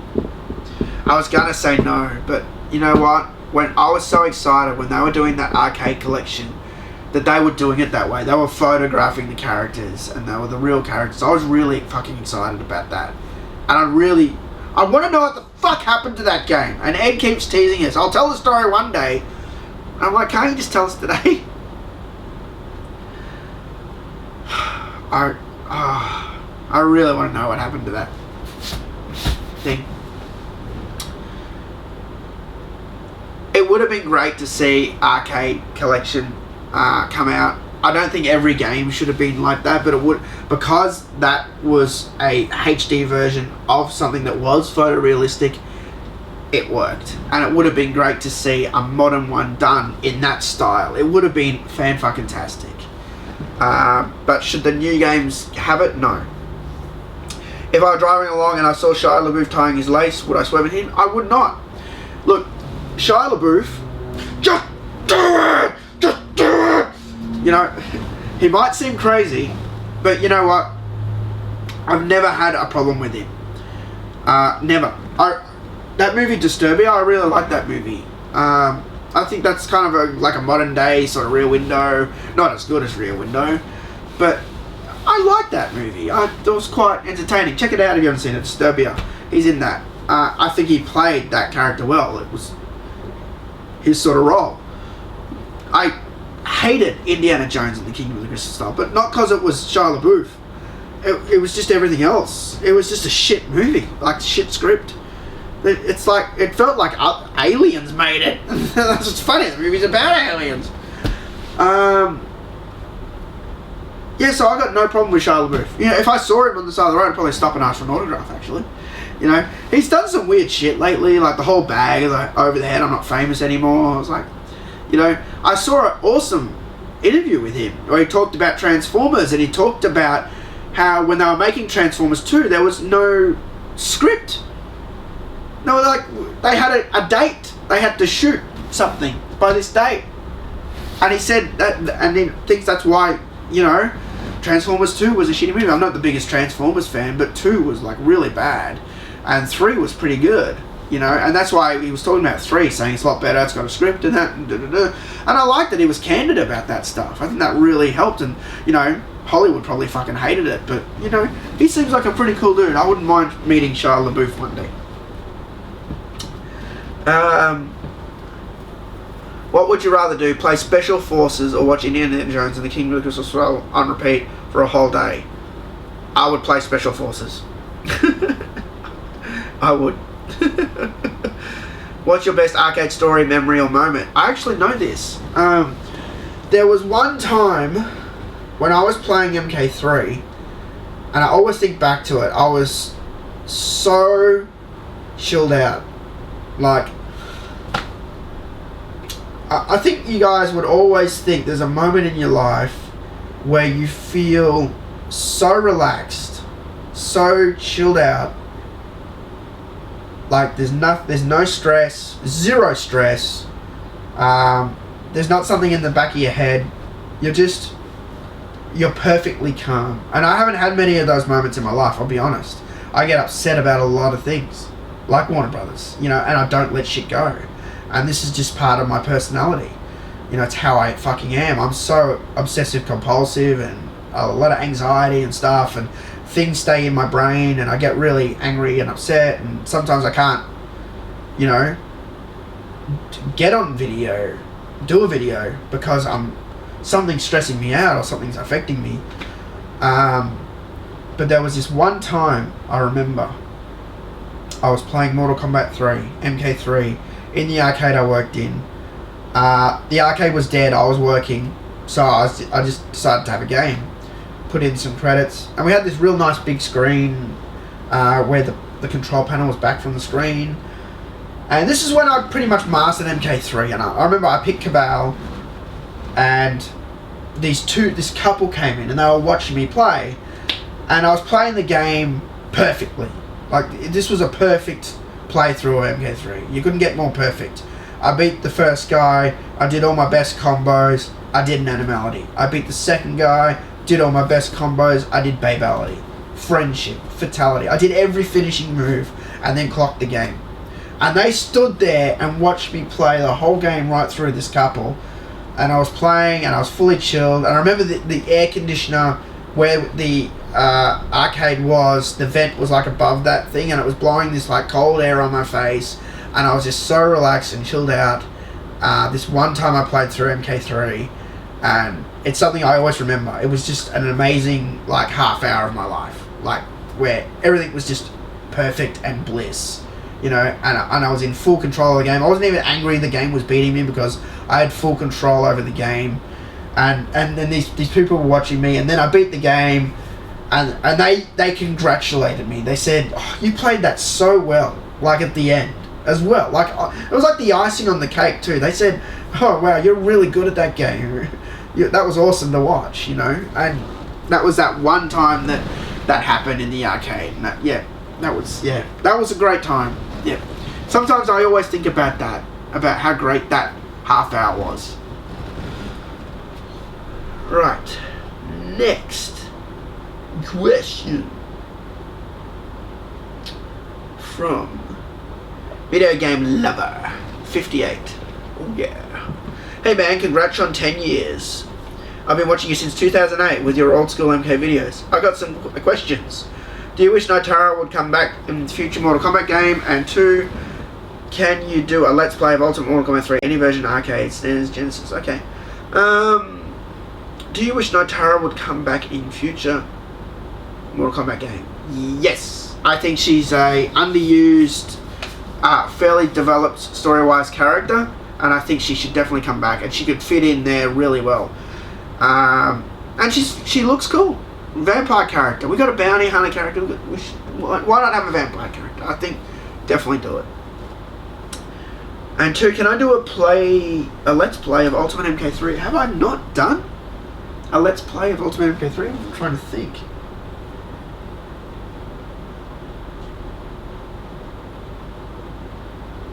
Maybe I haven't. I thought I had. I'm not sure. I can't remember. Sorry, over 1,000 videos. We'll see. I'm sure I'll look into that. And maybe if I haven't done it, I might do it. Why not? You know, because... Well, hang on, wait a minute. Silly me. I did it on arcade last month for the anniversary. I played through Ultimate MK3. So I have done it. Sorry, I was thinking videos like Xbox or that. I'm not sure if I have done it for them. But yeah, if you haven't checked it out, check it out. Alright, next question from Jamie Cook. Do you think a Conquest style MK game where you play a younger Shah Kahn on his rise to power would be a good idea? Mortal Kombat, the rise of Shah Kahn. Yeah, this is similar to a question, I don't know, a few questions ago about playing as the bad guys. I think it would definitely be a good idea and a lot of fun, and that's something that Mortal Kombat hasn't explored, so why not? Next question. This is the 80th submission. There's 93, so we're almost there. From Pero Kokic. Are you excited for Injustice 2? Are you going to come to... Also, are you going to come to any Sydney conventions? I'm not really excited for Injustice 2. Sorry. I came to Sydney, actually, for Injustice 1, because Ed Boon came out to Sydney. So I made a special trip for that, to see Ed, and Ed was so nice to me. I couldn't interview him. Thanks, Warner Brothers. But Ed was really cool. He signed my... EB Expo lanyard and signed some things, and I spoke to him a bit, and he was real cool, and he even tried to get an interview for me, but Warner Brothers wouldn't allow it, sort of thing. So that was the last time I was in Sydney. I'll be honest, like I always hate on Sydney. I don't like Sydney much. Like I don't fully hate Sydney. I really like Darling Harbour, like around the bridge and everything. And you've got fucking Hurricanes restaurant, which I'm really jealous of. I fucking love Hurricanes restaurant. But Sydney bothers me as a city. Like, it's just crazy. I don't know. I'm probably going to lose a subscriber here. I'm bagging his home out. If I lived in Sydney, I'd probably feel differently. But I'm a Melbourne guy, alright? So you understand. I don't have any plans to come to a Sydney convention. In fact... My friend, you guys know Lee, if you've been in the stream. Lee won a competition with EB Expo. He won the Zelda competition, and he got to go up and play the new Zelda game last weekend at the EB Expo. So he asked me if I wanted to come, and because I had no money, I couldn't go. But if I had the money, I would have gone then. But you never know. If something big happens in Sydney, like... Let's say they do, like, announce the next Mortal Kombat in Sydney, or play the first, the next Mortal Kombat game, you'll be able to play it for the first time in Sydney, like in a year or two or something. That would definitely interest me, and I'd want to go. So, I drive a car now, so, maybe I could drive up. I'd do it. Alright. Next question. Dark Joey, Light Joey. Have you played Season 3 for Killer Instinct? Also, what do you think about the progress the game has gone through so far? I have not played Season 3 or Season 2 of Killer Instinct, actually. I need to get them. When I started talking about how excited I was for Killer Instinct, I really did want to get into it. That's no lie. But when I realised you can't play the controller with the Xbox One controller, and then I scraped every dollar to get that Xbox One. Like, it was really hard for me to get the money to get that, and to get the money for the game, and to get the money for Xbox Live, and I got all that shit together somehow. And then I was playing the game, and then I realised you couldn't fucking play it properly with the controller, and then you really needed an arcade stick, and that was another $400. The console was $550. It was almost like buying another Xbox One console. And I'm no fool. I know what's in there. I know what's in the joystick. Because I take things apart. I know what's in an arcade stick. There's a joystick and 6 buttons. And then there's like the start and select or menu buttons or whatever the fuck. And then you go to a controller board which goes to a cord. That is not worth $400. No. And they deliberately stopped us from using like arcade sticks from 360 on Xbox One. And that really put me off. So I didn't play Killer Instinct much after the first season. That's why, and I feel guilty. I started a YouTube channel and I told everyone how much I love the game, and I do love Killer Instinct, but it's a hard game and you need the proper controls to play it properly, and I kind of just fell off the wagon with it. I know I've done that with so many things, and I feel bad, but I haven't really seen much of Season 2, Season 3. There's one of my, when I go on stream, one guy who comes in my room called Flame Dash, he loves Killer Instinct, and sometimes I play with him because he's really good at the game, and he shows me cool shit. Like, he's like, check this out, So sometimes I saw a lot of Season 2 through him, actually. We played some games, so you never know. In the future, I might check it out more. So next question, number 82, from Bullets and Tears. What kind of new character designs would you like to see in MK11? He's got 4 questions. What kind of new character designs would you like to see in MK11?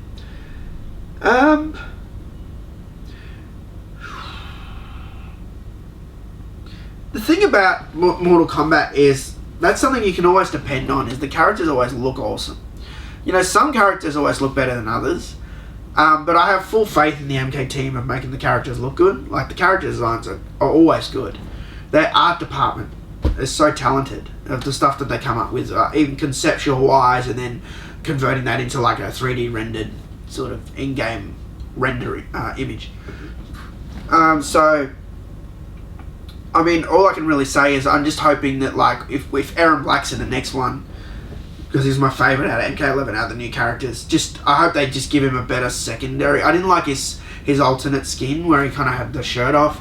Like, his first skin was awesome where he looked like a bounty hunter. I just hope they give him a better, like, second look, And I'm not saying that looks bad. Like I said, they always do good stuff. I just didn't like it. I didn't connect with that look. Everyone has their own taste. Next question. Do you think it's weird that NRS don't really care much of the 3D era characters? I do kind of think that's a bit weird. Like, it's like they kind of try to ignore that chapter of Mortal Kombat's life, and I don't think they fully ignore it, but if you think about it, Deception characters, Deadly Alliance characters sort of get a raw deal, and I think that's why I really would have liked to have seen Nitara in the game, just to say, oh look, we can throw some love that way. Or a Draman, or a Meat, or, just someone from those games. Just to show that they can make them good, So, I do think that is kind of weird. Next question. If you were to change Kotal Khan personally, how would you change him? I would make him a lot more evil. It didn't come across in his story like he didn't come across as ruthless. I would have made him ruthless. That would have made me like him more. It's a personality change. It's not even the fact he does the fatality with a heart and like explodes the heart. That's all really cool stuff. But then when you know the personality of the character and he's like, he says all these things and it's all talk. He doesn't really do much. Even when he kills Melina, he gets Devora to do it. He doesn't do it. Do you know what I mean? Like, we need to see him do some stuff that makes him evil. Like, we need a bad guy character. He needs to come across as more, insane. And the last question from Bullets and Tears, what do you think would happen if the Elder Gods, along with Lord Raiden and Lord Fujin, for some odd reason vanquished for 150 years, leaving everyone and all the realms behind? Who do you think would take over? It wouldn't be Anaga or Havoc because John Vogel said they would die for dominance forever. It'd probably be Shao Kahn then. I'm not sure when they're vanishing from. If Rain vanished, it would be Shao Kahn. He would take over eventually. He would. Alright, next question. 83. From Nathan Washington. Sup, TotalMK. Greetings from Seattle, Washington, United States of America. Thanks for the excellent content out there. No worries, man. 1. He's got 3 questions. 1. So, who are some of your favourite martial arts action actors performers of all time?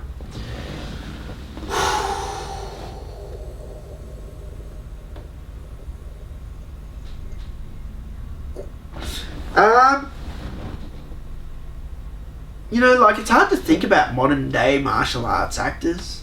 Like, it's all new people. When I think of martial art actors I like, they're old movies. Like, they're like Bruce Lee movies or, Van Damme movies or, stuff like that. Or Chuck Norris movies have some of the coolest martial arts. The old school movies do. When I think about new movies, I can't really name anyone. I can't think of anyone. Because Jason Statham does all that action. Everyone seems to have this big heart-on for Jason Statham. And I don't hate the guy. In fact, one of my favourite movies that he did was where it was called Safe, and he played a homeless guy at the start. I thought that was awesome because he wasn't typical Jason Statham, but then he busts out into this fight scene and there's a whole lot of cool action and fighting. So he can definitely fight. He's definitely a cool guy, but I don't think he's a martial artist. You know what I mean? He does action scenes. But, compared to someone like Chuck Norris who lived and breathed martial arts, compared to someone like Van Damme who's the same, and Bruce Lee, man, Bruce Lee, Brandon Lee, they were the real deal. So it's for me, it's the classic martial artists were the best. Bruce Lee, I had to be the typical, Bruce Lee was the best guy, but Bruce Lee was the best.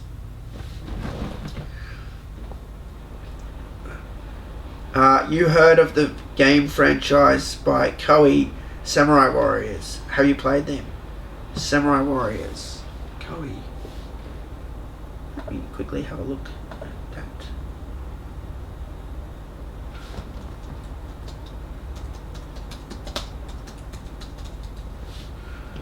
Samurai Warriors. Oh, I have seen that cover before. I've seen the cover before, but I've never played it. No, never played Samurai Warriors.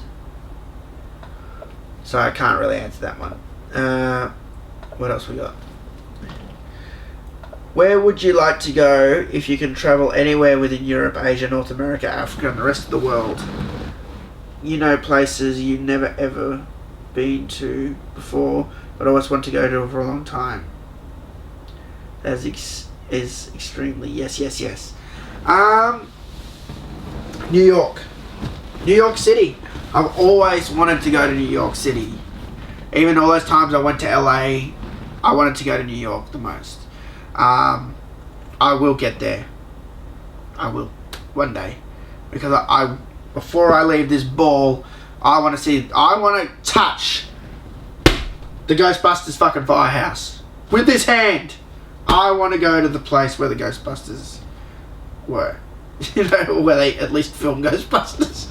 Because there's a lot of things that I think are really cool about New York. I always wanted to see the Trade Center. Unfortunately, I can't do that anymore.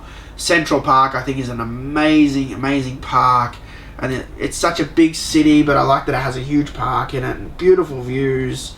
And a lot of people, I hear a lot of bad stuff about New York too. There's a lot of rubbish and stuff around, but I still want to go. I still want to see one of the coolest cities out there. I want to stand in Times Square. New York, New York. Alright, next question. Hey TMK, if you had to choose between MK the movie soundtrack or Annihilations, which would you keep and which would you erase from all existence? And what band's artists would you add or take out? I like the first soundtrack more than the second one, so that answers that. They were both good soundtracks though, but the first one's better, definitely. Who would I take out of that one? There's not many songs that I don't like on that first soundtrack. I mean, there's a few. I think there's like one or two songs that I'd probably remove. Second question, what's your opinion on Brian Chard's tweets saying that NRS doesn't think characters such as Fujin, Serena, etc. don't have enough personality to put in an MK?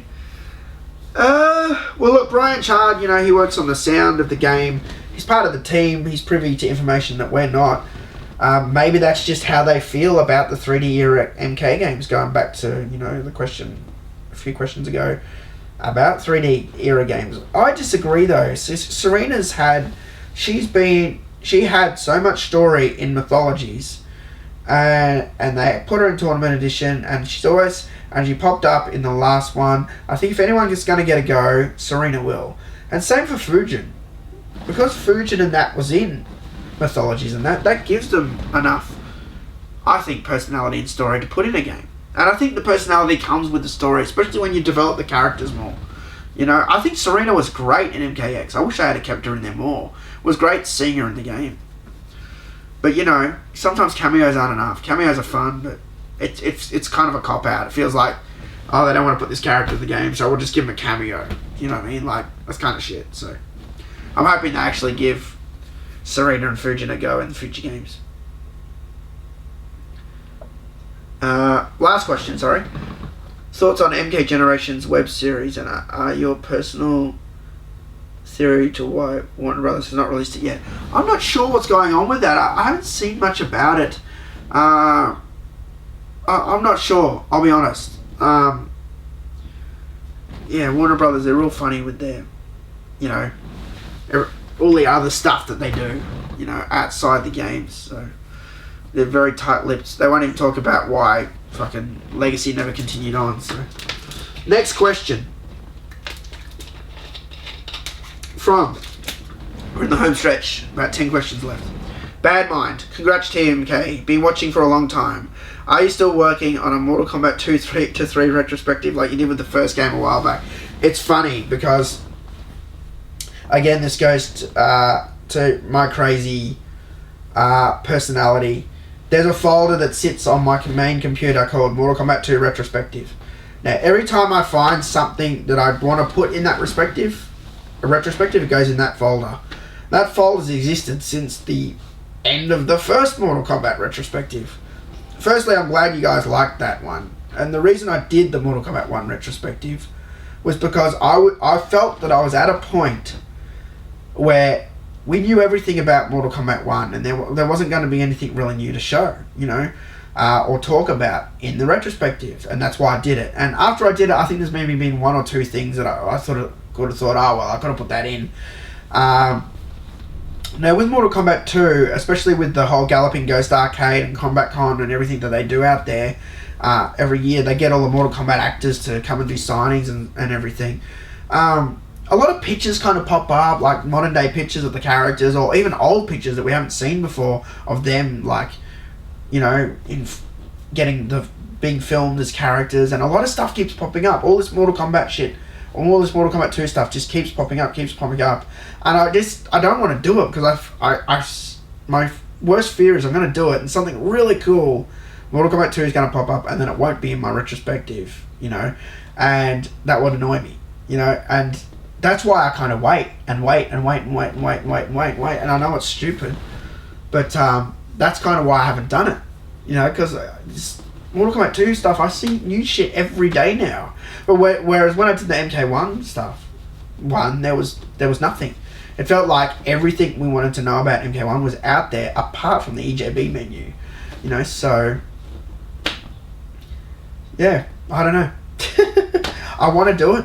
Maybe I should just, you know, bite down and just do it, you know, and not be such a pussy about leaving out content. But that's the thing about my videos. When I do something, I like to have everything in there that I think should be in there. So there's a lot of stuff in that file, a lot of photos that I've got off Facebooks and stuff like that. So, right. Next question is from Dick Chappie. If you could decide the full roster for the next game, who would you pick? The roster can be as big as you want. Also, have you ever tried Dark Souls? I've never tried Dark Souls. Honestly, the roster, I wouldn't want that burden.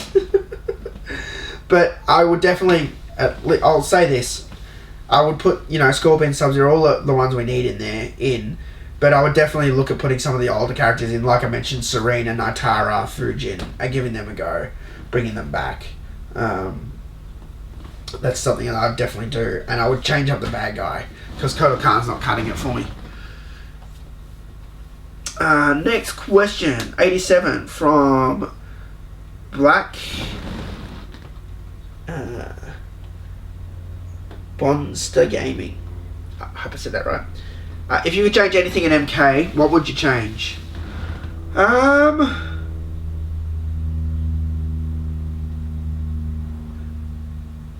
I'd change Special Forces. Definitely. That's what I'd change. I'd fix it. I'd put Sonya in it and get rid of Gemini. Next question, 88, from Mr. Heavy Metal Hero Dude. Hello TMK, how are you? Greetings from Canada. What inspired you to make videos on YouTube? That would have been the Angry Video Game Nerd. Like I said, I watched I think the Ninja Turtles video was the first video I watched. Cow fucking piece of dog shit. Forever since loved it. I thought I could never be as funny as that guy. But if I was going to do a video review, I'd try it, and I'd do it with the game that I know the most, and that's Mortal Kombat 1 on Genesis, and see what happens. No, and I did it, and people loved it, and I was surprised. I was shocked. I was expecting just no one to watch it. No one, or people to say this is shit, this is boring, this video, you suck, all the usual things. But no, people liked it, so I just went on and just sort of kept doing videos about whatever I wanted, really. That's how it started. You know, I never planned to be a YouTuber or be famous, or I'm not really famous, but, you know, I've got a following and that, and I don't make a lot of money off this, but, you know, people know who I am, you know, and I take that name proudly, so. Next question from Stoner Crazy Clips 222. Hey TMK, hopefully it's not too late to ask a question for your Q&A. It's not. My question is, do you think you will ever finish making Outworld Tours Season 2 or making any more videos similar to that? The Outworld Tours question. We are definitely doing Outworld Tours. I know I've been saying this for years. Even just speaking to Alex recently a lot, he said, I just can't believe that 4 years went past. He's like, I don't know what happened. Poor Alex, who's my editor for Outworld Tours. It's something I can't really do. I did the first videos and they were awful. Alex is gonna give you beautiful looking videos that were all, the last video of the first Outworld Tours, the one where I fight myself, Alex edited, and that was awesome. Now, the next season of Outworld Tours, Alex is editing all the videos, and it's going to look really cool. You know, and you're going to get about 9-10 episodes of just, like, great editing and fun and stuff. And Alex has just been busy with his real jobs up until now, and he was trying to fit them in between things, and he was working on other projects, and things just kept overlapping, and Outworld Tours just kept getting pushed aside, sort of thing. So, you know, that's what happened. But Alex is clear of all those projects now, and he's told me that he's working on Outworld Tours now, full time, which is great. And he's actually just I don't know if anyone here watches Real Loud Reviews, you might see on our thumbnails we've got little, you know, cutouts of me and Mark.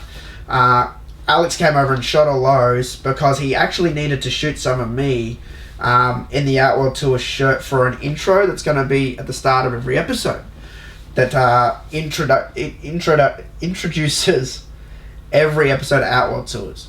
And so he's just now completed pretty much the visual side of this new intro, which looks awesome. It's got me in this portal, and, you know, I'm in all these cool fighting poses, and here's a screenshot, you know, and I can't show you the video yet because, you know, he's still working on it, and still working on the sound and stuff, but it's definitely happening, and it's definitely going to be sooner than later, and it should never have taken this long. I apologize, but you know, Alex was busy, so, but there'll be definitely something soon, so it's going to be worth the wait.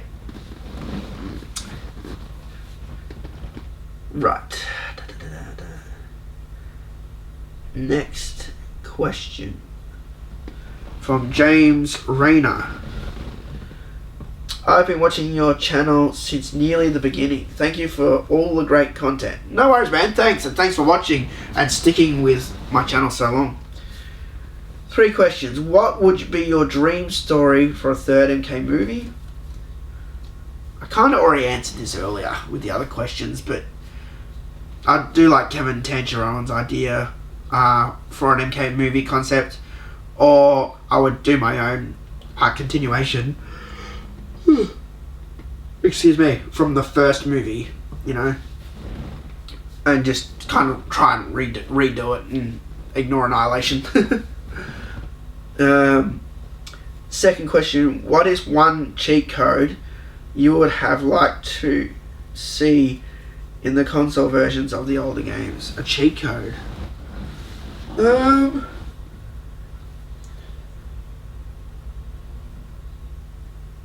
Would have been a good code if you could have done something in the game to, like, give yourself a bit of health. So without, like, giving yourself infinite health, like, you just, like, give yourself, like say, plus 25% health with the code. Like, you know, and your bar fills up 25%, you know. I think that would have been cool.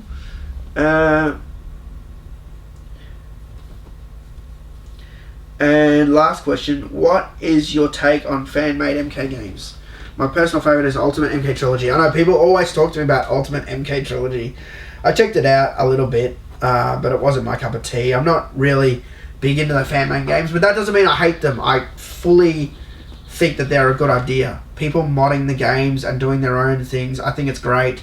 I think it definitely helps Mortal Kombat by having such an active community that way. So even though, like, I don't know how Warner Brothers feel about these edited games, I think they help a lot. They keep the community thriving and alive. When Mortal Kombat's, you know, dead because they're doing Injustice or whatever, people can then do these other projects and keep the spark going. And I think that's cool, you know. And it's nice seeing what people come up with. But some people have really good ideas, you know. I'm not one of them. Yeah, thanks for watching, man. Second last question from Bastard Tube User. Congrats, mate. Your MK passion is legendary. Your old reviews were class, man. Special Forces was funny as fuck. And I'm mostly subbed for the hope of C64 reviews. You're the real ninja master. Wizard's Lair story is classic too. Great videos. I do want to do more Commodore 64. I promise. I know. I always promise this shit, and then something happens and I fuck up. Now I've been thinking about it for a long time. The Commodore 64 is right there behind the camera. It is literally under and in a shelf behind that camera. I'm looking at it right now. I can see the power supply or the 1541 disk drive. It's definitely something I want to do. In fact, I've been doing a lot of mods and stuff lately. That's been something I've really been interested in.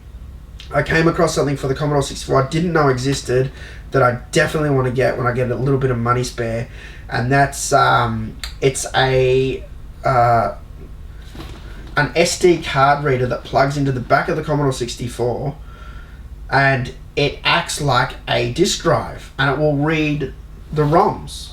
Well, they're not ROMs, they're disk images or tape images that you download from the internet of Commodore games. And it's not that I'm this big, pirater and that's what I want to do, but someone made a great point. Commodore games, they rot. The games can deteriorate and stop working and fuck up.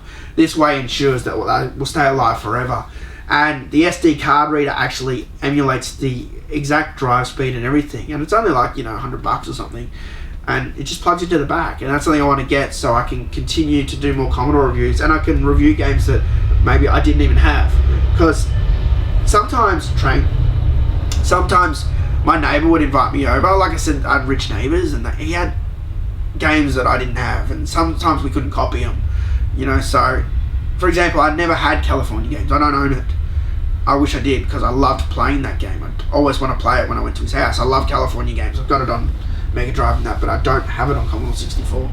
That way I can use the SD card reader and play it and do a review. So, yeah, I definitely want to do more of those. What else did he said? Well, reviews class. You're mostly sub for the C64 stuff, so yeah, I'm hoping to do something soon, man. And if I don't know if you know, I do have a Commodore 64 channel called TMK C64, so I might even just put the review on just that channel. So if you're not sub to that, make sure you sub to that one, dude. And the last question. Oh my god, it's taken us hours to get here. I'm sorry. From Little One 205. Did you know Injustice 2 just got announced? That means no Mortal Kombat until 2019. What the fuck? Tell me about it. Yeah, I did. Obviously, now I know, of course. He said this question a while ago.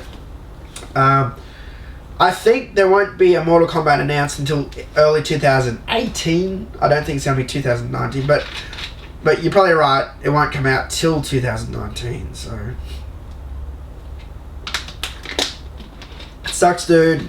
There's not much we can do about it. I don't know who makes them make Injustice. I don't know if they voluntarily make it or if Warner Brothers tells them to make it. I don't know. I just don't know. So that's it. That's it for the Q&A. I want to thank everyone who submitted questions. There were a lot. I'm sorry this video was so long. And you're probably thinking, why didn't I break it into 2 parts or something? But it's the last video of the group for that month, and I didn't want to have an extra one. I've planned it to be like that. So now that we're through all of the videos that I planned, the 10-year anniversary is now over. The next upload is going to be a old video of me and Infinite Retro playing MK2, because he deleted it from his channel, and I was in a panic trying to find that video. I found it on my old computer, which was great because it wasn't on my current computer, and I thought I'd lost it forever. And I'm going to be re-uploading that, so if you want to watch that, you can. It's an old video. It's a re-upload from his channel, which he removed it from. Then I'm going to be looking at doing my Pokemon Go videos. I just had my phone repaired. My phone is ready to rock. Ready to do Pokemon Go videos. So, I'm looking forward to doing it. I've actually shot some videos already. You guys don't know. I caught a Dragonite, which I was really excited about. I tell the story in the video. I show the battle. It was intense. I thought I wasn't going to get it, but I got it in the end. So, it's really cool. I'm going to have a lot of fun doing that. I'm going to drive to different places around Melbourne to do videos in and look for Pokemon, and I think that's going to be a lot of fun, because I honestly think that's fun. I like doing that shit, I'm not just doing it because other people... I've been playing that game since it came out, since the 9th of July. I can show you on the screen, so... And that's why I've got videos from ages ago, like months ago, that I shot planning to put on this channel, so...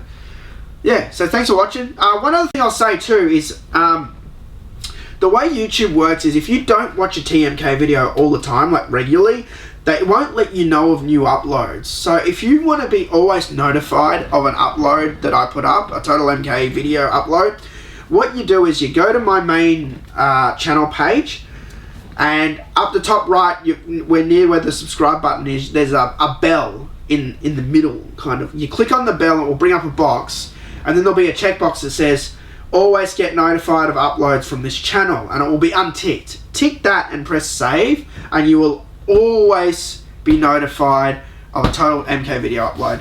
And that's why my views have dropped off, guys, because when YouTube brought that in, and this Q&A speaks for itself. So many people in there said, been watching you since 2008, 2009.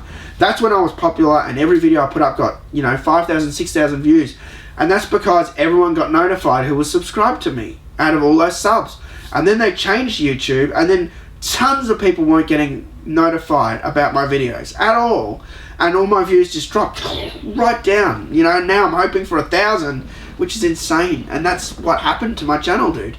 It's not that it died. I mean, maybe a few people dropped off, but the main reason is that YouTube doesn't let people properly know of when I put videos up, and that's why. And it kept it made the channel seem more dead than it is, and the views dropped.